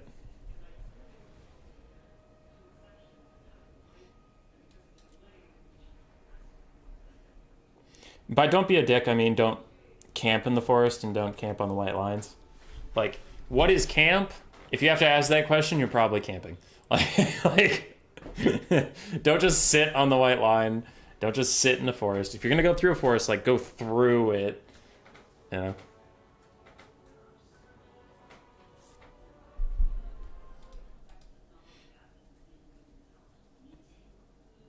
I have perfected the build. Perfect.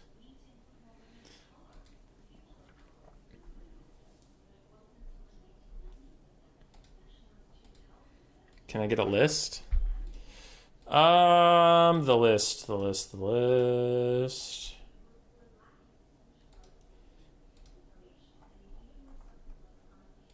Sorry.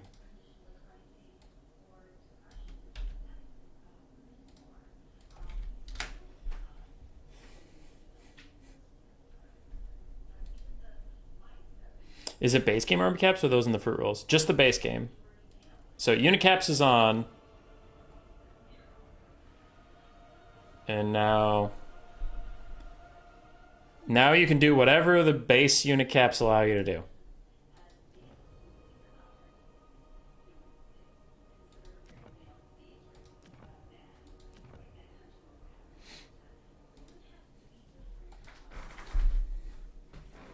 Grocery list? Yes, it's a grocery list. God. You know what? This is why I don't like anybody. Also, hi, McCrapface. Okay, I'm out of a drink again, so I guess tonight just sucks.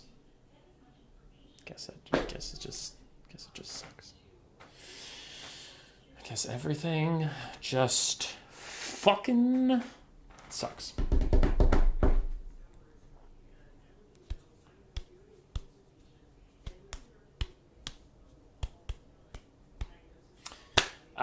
Yeah. So plans for the channel. What do we have?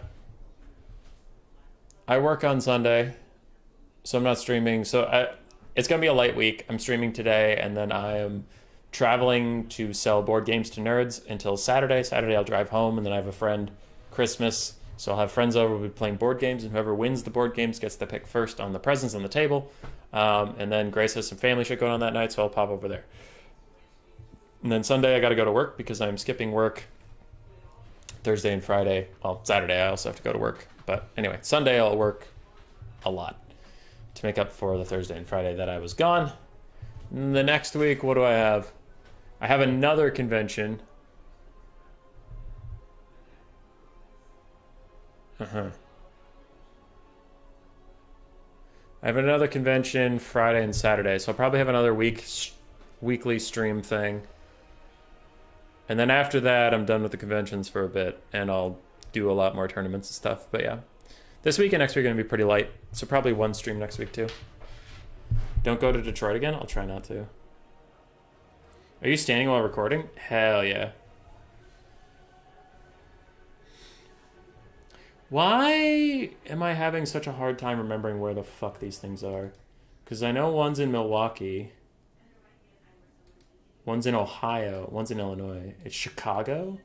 Is it Indianapolis? Am I going to fucking Indianapolis again? It's Cincinnati. Oh, okay. Yeah, I can fuck with Cincinnati. So we're going to Milwaukee, Cincinnati, and then February 17th, I'm going to Chicago. And then I am done with conventions until potentially May. And then May I might be going to Baltimore to try and sell board games. Sorry if I'm not too good. That is literally the point of the stream. Gala, you're going to do great. Gary, Indiana. Comic-Con? Nah, it's just a bunch of board game conventions. We have Ice and Dice, Polar Vortex, and the Midwinter Gaming Convention. All right, here we go. Greenskins versus Lizardmen. Traditionally thought to be rather Lizardmen favored. I have some builds I like versus Lizardmen as the Greenskins, but I still would generally agree it is Lizardmen favored in the grand scheme of things.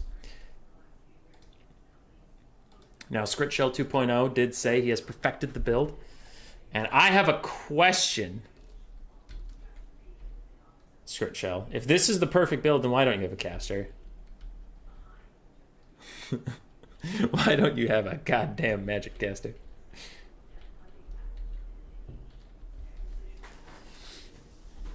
So, we have Oxyotl in the front line.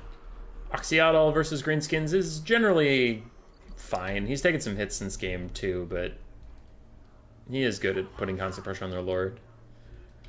Has his full spell kit, well, not spell kit, but ability kit. We have 2 Skink Chiefs on foot. Again, this is fine. I do like the poking, but this does leave you with no casters. That is for sure a mistake. You always want a caster, always, always, unless you're the dwarves or a Khorne. You are paying for a caster, so you might as well take one. Because you quote unquote, your faction is balanced around like the 90 winds of magic, whether you can access them or not. It's not like you get your money back or something. Skink Horse with jabs in the front line, Saurus spears and clubs in the back line. Then we have Cold One Riders, Feral Cold Ones, Cold One Riders, and Cold One Spear Riders. Generally pretty good. Bacon Cav, the Pig Cav, is generally heavy armored, so Cold Ones of any variety will do good there. And as we've seen previously, having Cav pressure is important. Generally, I like the build, just get a caster. Yeah, just get a caster and you'll be fine. Otherwise, I like it. For the greenskin side, we have Savage Orc Boar Boys. That's a big problem. 2 Savage Orc Boar Boys. I immediately hate this because I hate this unit. They have 16 melee defense, 25% physical resistance, not enough. I think Savage Orc Boar Boys suck. I hate them. Morgan's Raging Marauders is excellent. That's probably the best ROR the greenskins have, and they have some pretty good ones. Orc Biggins and Black Orc spam is pretty good for dealing with Saurus. I also have 2 Black Orcs in my build, though personally I take Wurzag to give them melee buffs. Black Orcs on their own have fine stats, but with Wurzag's buffs they actually have pretty incredible stats. We have a Goblin Big Boss and a Black Orc Big Boss. I also don't hate this. I don't think you need the Sword of Anti-Heroes with a Goblin Big Boss because his weapon strength isn't armor person, so it's not that big of a deal. But Heroic Killing Blow is going to be pretty excellent, and he gives ITP to everybody around him. This is a buffed up Black Orc Big Boss. But anyway, my main point is he's good at hunting down a dinosaur, aka like let's say Mazda Mundi is here or something. He's pretty good at hunting that down, just staying on it and applying his constant armor person to it. He's good. Azhag in the Sky is another solid choice. He can Spirit Leech the enemy lords, good spell choice here, and he is generally fast. Now, the Lizardmen have a bit of an air force, but it's generally avoidable. One thing I would like to see is a little more skirmish cav to protect Azhag. Probably cut the Savage Orc Boar Boys and change them into regular Orc Boar Boys. Saves a little bit of money, and the armor is a little more useful than physical resist. Though, that being said, I guess Cold One Riders are specifically armor piercing. So maybe that's why the Savage Orcs? I don't know. I'm not loving it. I think we need a little more cav pressure here from the greenskins. Otherwise, the build's fine. Yeah. I don't know how to feel. Because I like a lot of parts of the build. It's just we need a little more light cav pressure. Black Orcs are trying to take a fight with Cold One Riders, and Orc Biggins are going to turn around and fight them. Well, it looked like a bad situation is actually a good one. Now that the Orc Biggins allowed themselves not to get rear charged, and they actually are just going to go fight that, that's going to be a great trade for them. Meanwhile, Savage Orcs are trying not to take a fight, and that's not going to work. They're going to get run down, unfortunately for them.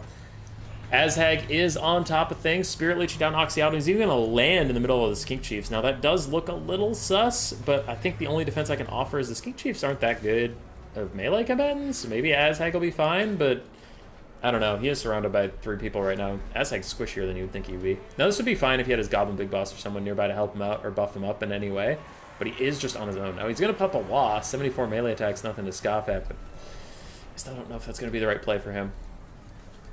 These Black Orcs are about to get rear charged. Never mind, the Cold One Riders are going to fuck off instead of completing that charge. I think they honestly should have completed that charge. I think it would have been fine. Greenskins are slowly trying to win the frontline fight, though it doesn't even look to be going that well for them. The Orc Biggins are starting to run out of juice. And here we go. Here's the big moment as the Black Orc Big Boss and these the Goblin Big Boss are starting to join the fight. You can see the Black Orc Big Boss is not taking no for an answer. He is fucking up Oxyaldo. Absolutely destroying him. Organization Rogers doing fine against Feral Cold Ones at the back. That is all very, very good. And this is much better of a situation now that Azhag is helping to complete the Lord Snipe now. What the Lizardmen should be doing is some of these Cold Ones should be coming back here. And one, helping to peel Oxyaldo, but also trapping down these characters and really punishing them. That is unfortunate. So it looks like Scriptshell is focusing more on winning the frontline fight with rear charges and stuff than protecting his own Lord, which can be a pretty big mistake. He's about to lose Oxyaldo entirely. One more Spirit Leech will do him in, or the Black Orc Big Boss will just finish him off. Meanwhile, Goblin Big Boss gonna go fight Skink Chiefs for a little bit, have himself a grand old time. Oxy is dead. Gallagher still up on the balance of power, about 1,300. Lizardmen, fortunately enough, are a decently high leadership faction, so it's not the end of the world when they lose their lord, not like Skaven or Greenskins if they lose their lord. They are in a pretty tough pickle. There are a lot of Saurus left, and there's a lot of cavalry left. So things are not quite over, though it is looking a little tough. This could be a big moment. If Azhag gets trapped on the ground in the middle of Colden Riders and sniped out, that'll be a Lord for a Lord trade, and like we said, the Greenskins need their Lord more, but it looks like they don't actually have attack orders onto Azhag. They have attack orders on these Black Orcs, which, that's funny, you're choosing between two great options. A rear charge into Black Orcs with Arm Piercing Cav and a charge into Azhag are both really good options, though I would prioritize Azhag. They really got to take him down. As Savage Orc Boar Boy's coming in for the side charge, gonna try and bail Azhag out, but you can see he's taking a lot of damage. A lot of damage. Greenskins are ahead on the balance of power. I would tend to agree, though this fight is not over yet. Skinks are routed off. These Colden Riders are going to start to fuck off. So are the Colden Spear Riders, and that is going to let Azhag survive, though they didn't want to get rear charged and stay fighting with Black Orcs, so I understand that, but I think if instead of attacking the Black Orcs, they just surrounded Azhag, that might have been better.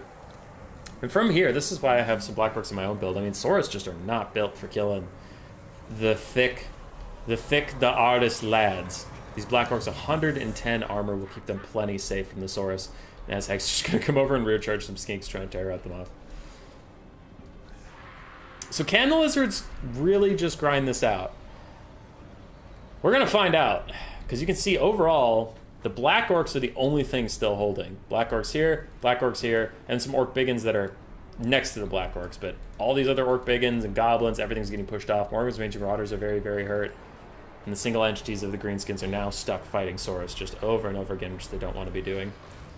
Azhag is surrounded by Saurus spears. Ooh, he's going to have to go. He's going to have to run away. Don't go to Baltimore either. Alright, nice job here from Gala. Getting Azhag out as soon as the spears arrived. Didn't really want to be in that fight for too long. The Lord Snipe was nice. I just wonder if he has enough gas in the tank, you know? Savage Orc Boar Boys still fighting away. They're doing pretty good on those Pharaoh Cold ones and Cold Spear Riders they got the charge on too. Because Savage Orcs, they have a 56 charge bonus. And they rely pretty heavily on their physical resist because they only have 17 melee defense, so if they actually stay in a fight, they get fucked pretty hard. Doom and Darkness Overcast to cause a mass rout among these Saurus. Almost getting rid of the Saurus Spears too, but just not quite. And now Azhag is... Oh! He's feeling the pain! You don't fuck with Saurus. I mean, Saurus don't have armor piercing, but Azhag isn't that armored. He's only 70 armor, and he's currently sitting in some spears who just will not tear her out. Oh boy, that's a lot of chunks. That's a lot of big chunkies. He's running. He almost broke, but not quite. Now he's breaking again. Yep, there he goes. He broke officially. He's down to sub 500 HP. Morgan's Major Marauders are back. Bounce power is swinging wildly in the favor of the Lizardmen, and I'm actually kind of inclined to agree. The Goblin Big Boss still can't finish that Skink Chief. That's why I said this unit for only 400 gold can be rather annoying to really get rid of, to really take care of. Black Orcs fighting to the very end, but the Black Orc Big Boss did eventually just get caught up in these Saurus, and while he is doing decent damage, they're also dealing decent damage right back to him. I think there's too many angry T-Rex men. Morgan's Major Marauders going in for a rear charge, really just trying to break these Saurus around the Black Orc Big Boss, and it might just work, as they're getting one of them to rout, the other one will all of a sudden be alone. With a nearby ally routing, they get their leadership bombed a little bit down. They're down to just 5, but the Black Orc Big Boss also routs. Skink Chief is pushed off. More Black Orcs still fighting. Savage Orc Boar Boys coming in for the rear charge. And if they do that, they might be able to rout the Skinks. Might is a key word as they go slapping them around, and there we go. The Skinks are out of here. The Saurus are not. The Saurus are holding, and Morgan's Major Marauders are trying to push through them to get to their friends, but that is not quite going to work out. Where did Azhag end up? He's in the sky. He's positive leadership. He got a Spirit Leech off onto the Colden Riders, and he's going to rout them. But can he rally? Yes, he should. He definitely should. Bounce Power's army lost his territory for the Green Skins. Black Orc Big Boss running, Savage Orc Boar Boys running, Black Orcs running. It's just down to this Goblin Big Boss at the moment, and Azhag is back. Azhag is beer. Yes, he is. Azhag is beer. Azhag is here, and there's nothing to fear. For the Lizards, everything's routing except for those are Coldwind Riders. Ooh. If those were feral Coldwinds, this might be a little easier to pull off. Those are Coldwind Riders. They're no slouches. There's still a bunch of Saurus, though they're all very injured, and the Black Orc Big Boss is back. Greenskin's getting a little bit of breathing room on the balance of power, but it is not a lot. I think Azhag got an Overcast backfire on that too. Oh, that's what you mean, yeah.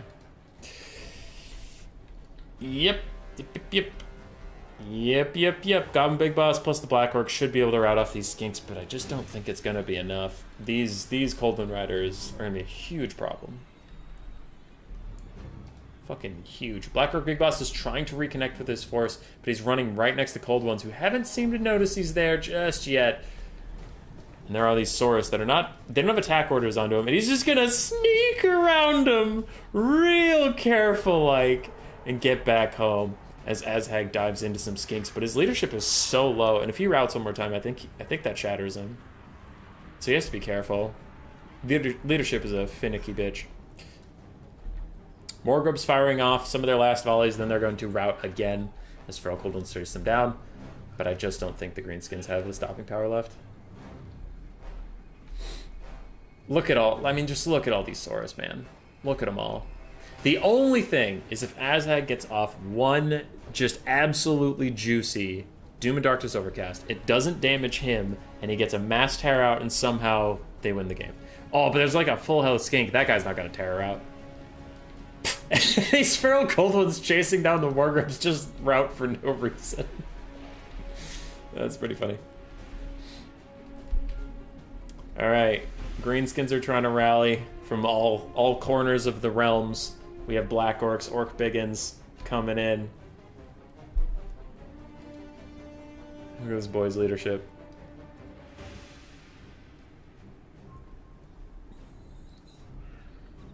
His damage sustained is over his base damage.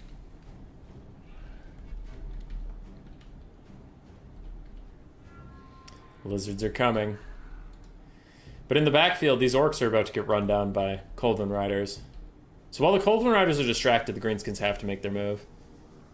Because if they wait too long, then the Coldwind Riders will also be here. Because they should beat the Black Orcs, right? That charge didn't go great for them. Now they're pulling out immediately. But yeah, they can't afford to wait around for too long.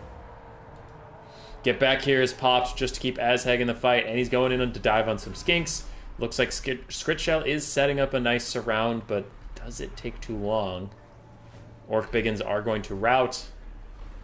And the Coldwind Riders should charge over here, because these Black Orcs aren't going to make it to the fight in time, so getting rid of them isn't that important. What you need to do right now is route this big leadership core of the Greenskins off, because their deployment next to the white line might be to try and get the Lizardmen to route off, but if you can route them, it's a two-way street, right?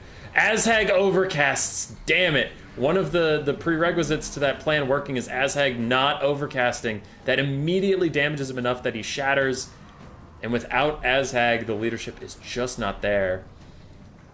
Scriptshell is going to pull back his Saurus that are affected by Doom and Darkness, trying to keep them... I mean, he is running near the edge of the map, but he's trying to keep them from routing at all and wait for them to recover. But army loss is going to kick in for the Greenskins. That was a good game.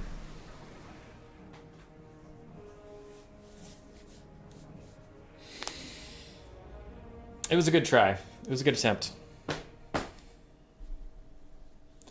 No caster, hurt the Lizardmen, but they pulled it out in the end. Skink cohorts did excellently. They're probably the best unit on the Lizardmen roster as far as cost goes. Saurus, really good frontline in general. And the Coldwind Riders were great at controlling the battlefield. Overall, quite nice. Again, bring a caster. Otherwise, fine. For Azhag and his team, it's hard to decide what to cut. It's hard. I think we just needed more like Spider Rider type cav around to be annoying, to harass things. But overall, the build did fine. So it's really hard to say. I think the build is okay. Just maybe a couple slightly different decisions as far as micro goes. It's tough. I want to play some Skaven, but I don't know if chat has had too much of them. No such thing as too much Skaven. All right, one game left. One game left, and then we will call it a night. Southern Chaos Wastes. Unit caps is on. We're good to go.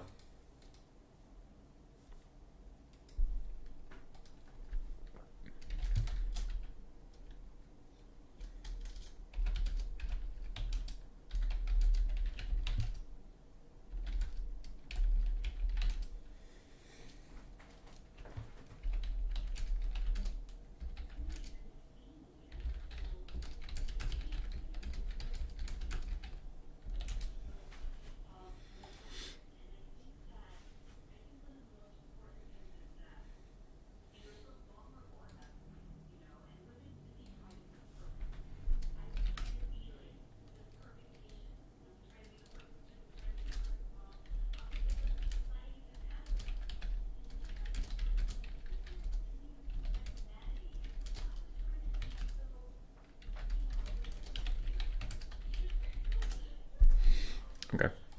Sorry, I was just responding to a question. All right, we have Empire versus Skaven again. Scriptshell pulling out the Empire. And Gala. You know, I'm just going to go with Gala. Gala is playing some ratties. Some ratty tatties. At this point, I have stayed standing for the whole stream, so I'm just gonna muscle it out. But I really want to sit down. Because how long have we been streaming? Almost 2 hours. Then I've been standing that whole time. And I don't want to anymore. I don't want to. I just want to sit down. I don't want to stand. Standing sucks. I don't want to. You can't make me.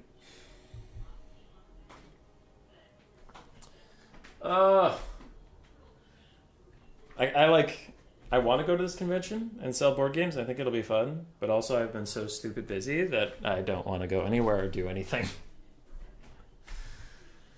Oh, and then next week's going to be a bitch too. Because it's a full work week and then off to ice and dice. Damn. But we'll keep our schedule light after that. Well, can we even? Yeah, we're going to have to. Though we need some streams. We need some tournaments. The people need the entertainment.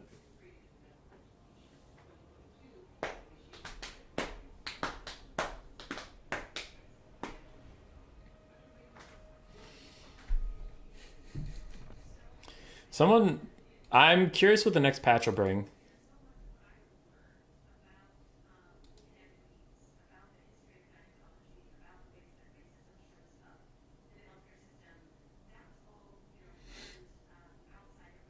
Sorry, I got distracted. There will be a patch coming out. It sounds like February from the people I've talked to. Which is fine by me. If a new patch comes out like tomorrow, I'll have some issues because I have a lot of videos to record. Which is also funny because I have videos scheduled on my channel out until February like 3rd. But there's a whole bunch of content in my replay file that I need to get to. That if there's a patch change, then those replays won't work anymore. So I both need time to do the videos, but also new patch would be hype. VC buffs. Oh my god. Don't see Mick Rightface. The fucked up part is maybe. And that is the scariest part, is that like you say, haha, VC buffs, very funny, haha, but like it could happen. It could fucking happen, couldn't it? You never know with CA. You never know.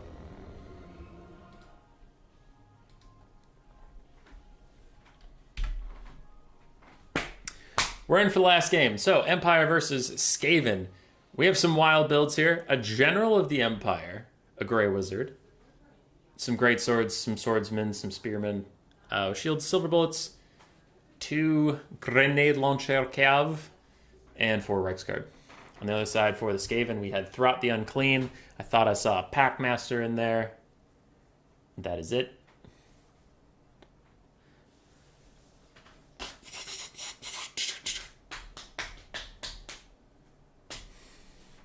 Oh, I don't want to stand anymore. Don't make me. Don't make me. We have 2 Eshin Triads, one of which is the Ixis Triads. We have 4 Wolf Rats, 2 are Poison, 2 are the Magic Damage Armor Piercing variant. Some Skaven Slaves, 3 Rat Ogres, 2 Poison Globes, a Warlock Engineer with Warp Lightning and the passive. Cool. Yeah. So the Skaven build. First thing, always cut this item. 12 missile block chance sucks, and it only applies to units that have any missile block chance. It only works if this guy's out of melee. I don't know. It's just not. It's not good. It's not worth it. The Warp Shard armor is okay if you really need a Mortis engine. It's okay. It's the lowest tier of Mortis engine, but it's fine. Especially against the Empire with pretty shit infantry, so you can usually stick him in some infantry and get the Mortis off. He's fine. Otherwise, I like it. Throt, I hate Throt. You all know I hate Throt. I hate Throt. Throt sucks. But if you're going to take Throt, okay. Fine. Gotta hate Throt. Packmaster's fine. Other than that, this is a Skaven Rush build, so he's going to have to get in there. He's going to have to run up with all of his forces, and it looks like he will do so. On the Empire side, we have the Silver Bullets. Those can be okay versus Skaven. I'm not sure about these Greatswords. And a lot of the Empire infantry are shielded here, which won't matter versus Skaven, so I think you generally just want to get, like, basic spearmen, not even shielded spearmen. Because they're all going to die to globes. Like, the shields don't matter, you just want to save money on your core. Also, deploying like this against Skaven, you're going to end up piling, like, this spearman will be on top of this swordsman. It just makes it easier for globes to deal with them, so you usually want to spread out as much as possible here. The double grenade launchers are interesting. Initially, I don't really like the thought, but maybe if they get good shots off into the poison globes, since they have 100 armor and they're closely clustered together, I have no idea how much the grenade volley is actually going to do. So if it, like, one-shots a globe unit, then yeah, it's a great tick. 4 Reichsguard is fine. Reichsguard will generally die to poison globes pretty quickly, so Empire Knights are generally preferred, but heavy cav in general is really good, so that's fine. So it's 4 Reichsguard, 2 grenade launchers, a whole bunch of stuff. There's the first volley. It's going to Skaven Slaves, not the target I care about. We have a Shadow Wizard with Occam's Mindrazor and Melkoth's Miasma. We have a General of the Empire on foot with all of his buffs. That's interesting. That's bold. I don't love it, but it's cheap and allows him to go wider, so I guess I get it. I still think Boris and Marcus Wolfhard are the 2 ways to go here. Grenade launchers are shooting at Skaven Slaves that are next to the globes. Doesn't look like they're shooting at the globes, and the globes are now returning fire, but their spread out formation means they aren't taking too terribly much damage. But they do have to focus down the globes a little bit more. Ixchia's Triads plus Dogs pushing off the Reichsguard, getting a very, very favorable trade, and the balance of power is heavily in the favor of the Skaven. The Skaven's 2 infantry units are pushed off. Oh, as far as the Skaven build, by the way, I would generally just outshoot the Empire, go with a wider front line. Not Throt. Either Snitch or Gracier on a Bell or Ikit Claw or something like that, but oh well. Such is life. Wolf Rats are getting pushed off by Reichsguard. The Reichsguard are also moving in over here. I just don't, like, here's the problem with this kind of Molder Rush versus the Empire is, like, what are you actually going to do to kill all this stuff? There's just so much stuff you have to kill. And these Spearmen are going to eventually grind out Rat Ogres. As Silver Bullets, I'm scared. I'm always terrified of Molder Rushes. Silver Bullets trying to defend themselves from Rat Ogres, but some of these Spearmen need to be pulled up to defend them instead. Maybe some Reichsguard wherever the Reichsguard are, but the Reichsguard are currently bailing out of a fight with Wolf Rats and Throt and all this stuff, which is fair. Like, they don't want that fight, but they need to be doing something. They need to be getting aggressive. Poison Globes took some damage, but they're functional. They're still alive. And these Outriders grenades take a nasty volley before pulling back, but Spearmen and Reichsguard mixed up with this pack match. It looks like the Reichsguard are trying to bail out while the Spearmen move forward. And the Empire is spending a lot of time running away. They're having a tough time finding a fight they actually want. That's going well for Gala. Yeah, just Gala. Can't get enough Brood Horrors. Brood Horrors are pretty neato. They already terror off some Spearmen, and the Reichsguard are going to fuck off. But if everything wants to run away, then nothing will hold. General of the Empire is trying to snipe out the Warlock Engineer. He's actually pretty good at this since he is just on foot. And the Warlock Engineer is also on foot.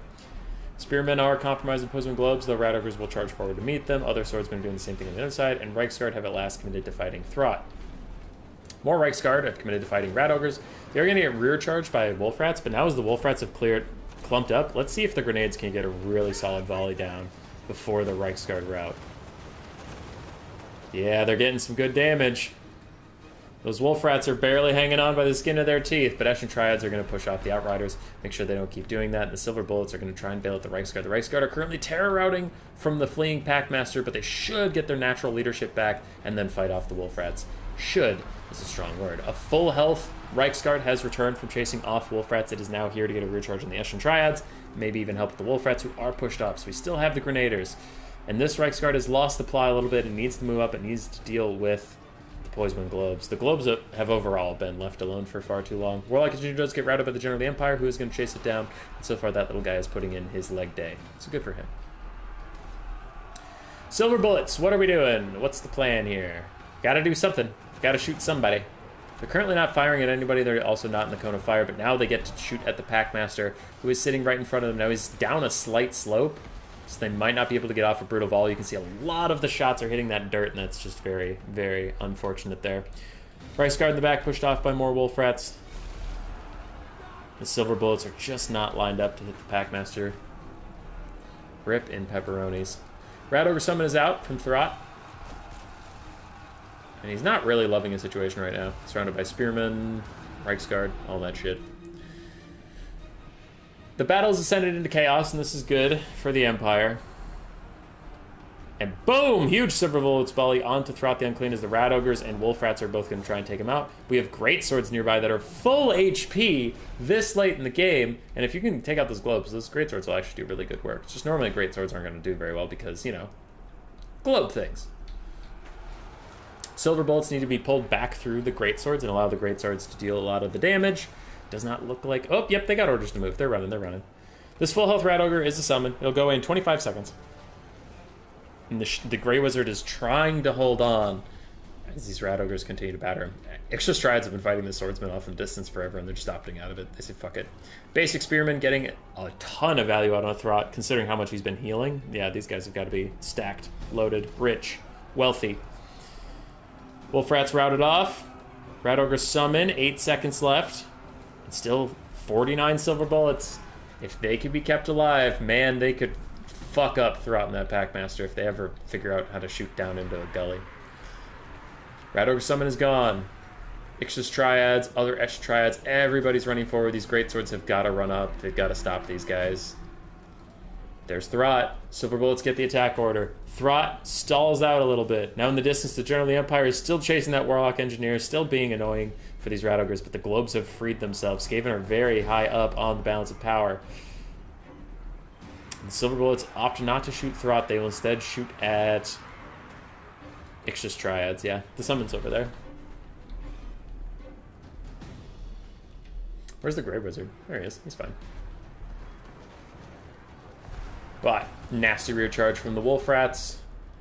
Oh, there's some grenades left. Hey, grenades. Okay, you guys might be a little bit of a sight for sore eyes here.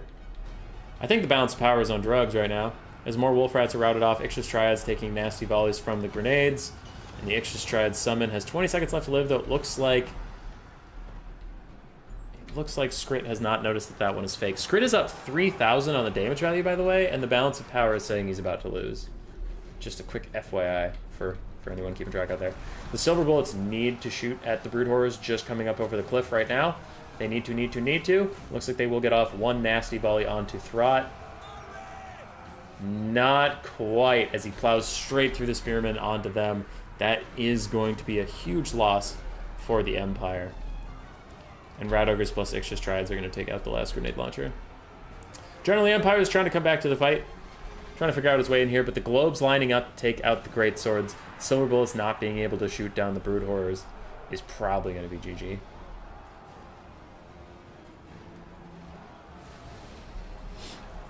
I could see army losses coming in after that volley. It was, in fact, Hoodle. Riddle caboodle. Everybody's dead. Grey Wizard's about to hit army losses. And the General of the Empire is fucking out there wilding.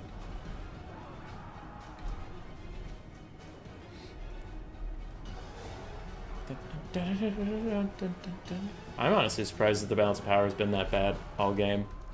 But then it won't army loss. It just feels like the balance of power has been like ridiculously against the Empire for a while. There we go. Skaven win it again. It's a pretty nice matchup for them. That will conclude the stream for today. As far as I talked about the builds a lot. As far as the play went, Skaven player did fine. One of their Wolf Rats got cut up by Reiksguard, which happens. They did pretty good at kiting back their globes, knowing when to take their fights and when not to. I think the build could use some work, but I think the play with the build from Gala was really good. For Scriptshell, I think his play with his build was very solid. I just don't think the build was quite good against Skaven. Generally, Empire ended up just not getting sniped. He was running around being tanky, but I think you need more Audio Lord than that as the Empire. I think the spell choices of the Grey Wizard were not great, but I think the play within the game was fine. If the Silver Bullets had been able to focus the Brood Horrors a little bit more, that would have been nice, but they were down in like a gully, so it was kind of hard to reach them. I get that. Just saying. You love Wolf Rats so much? Gala? That's good. That's good. I'm glad you like them. GG's to everybody who played, and I hope some of this insight was in some way helpful to somebody in some form.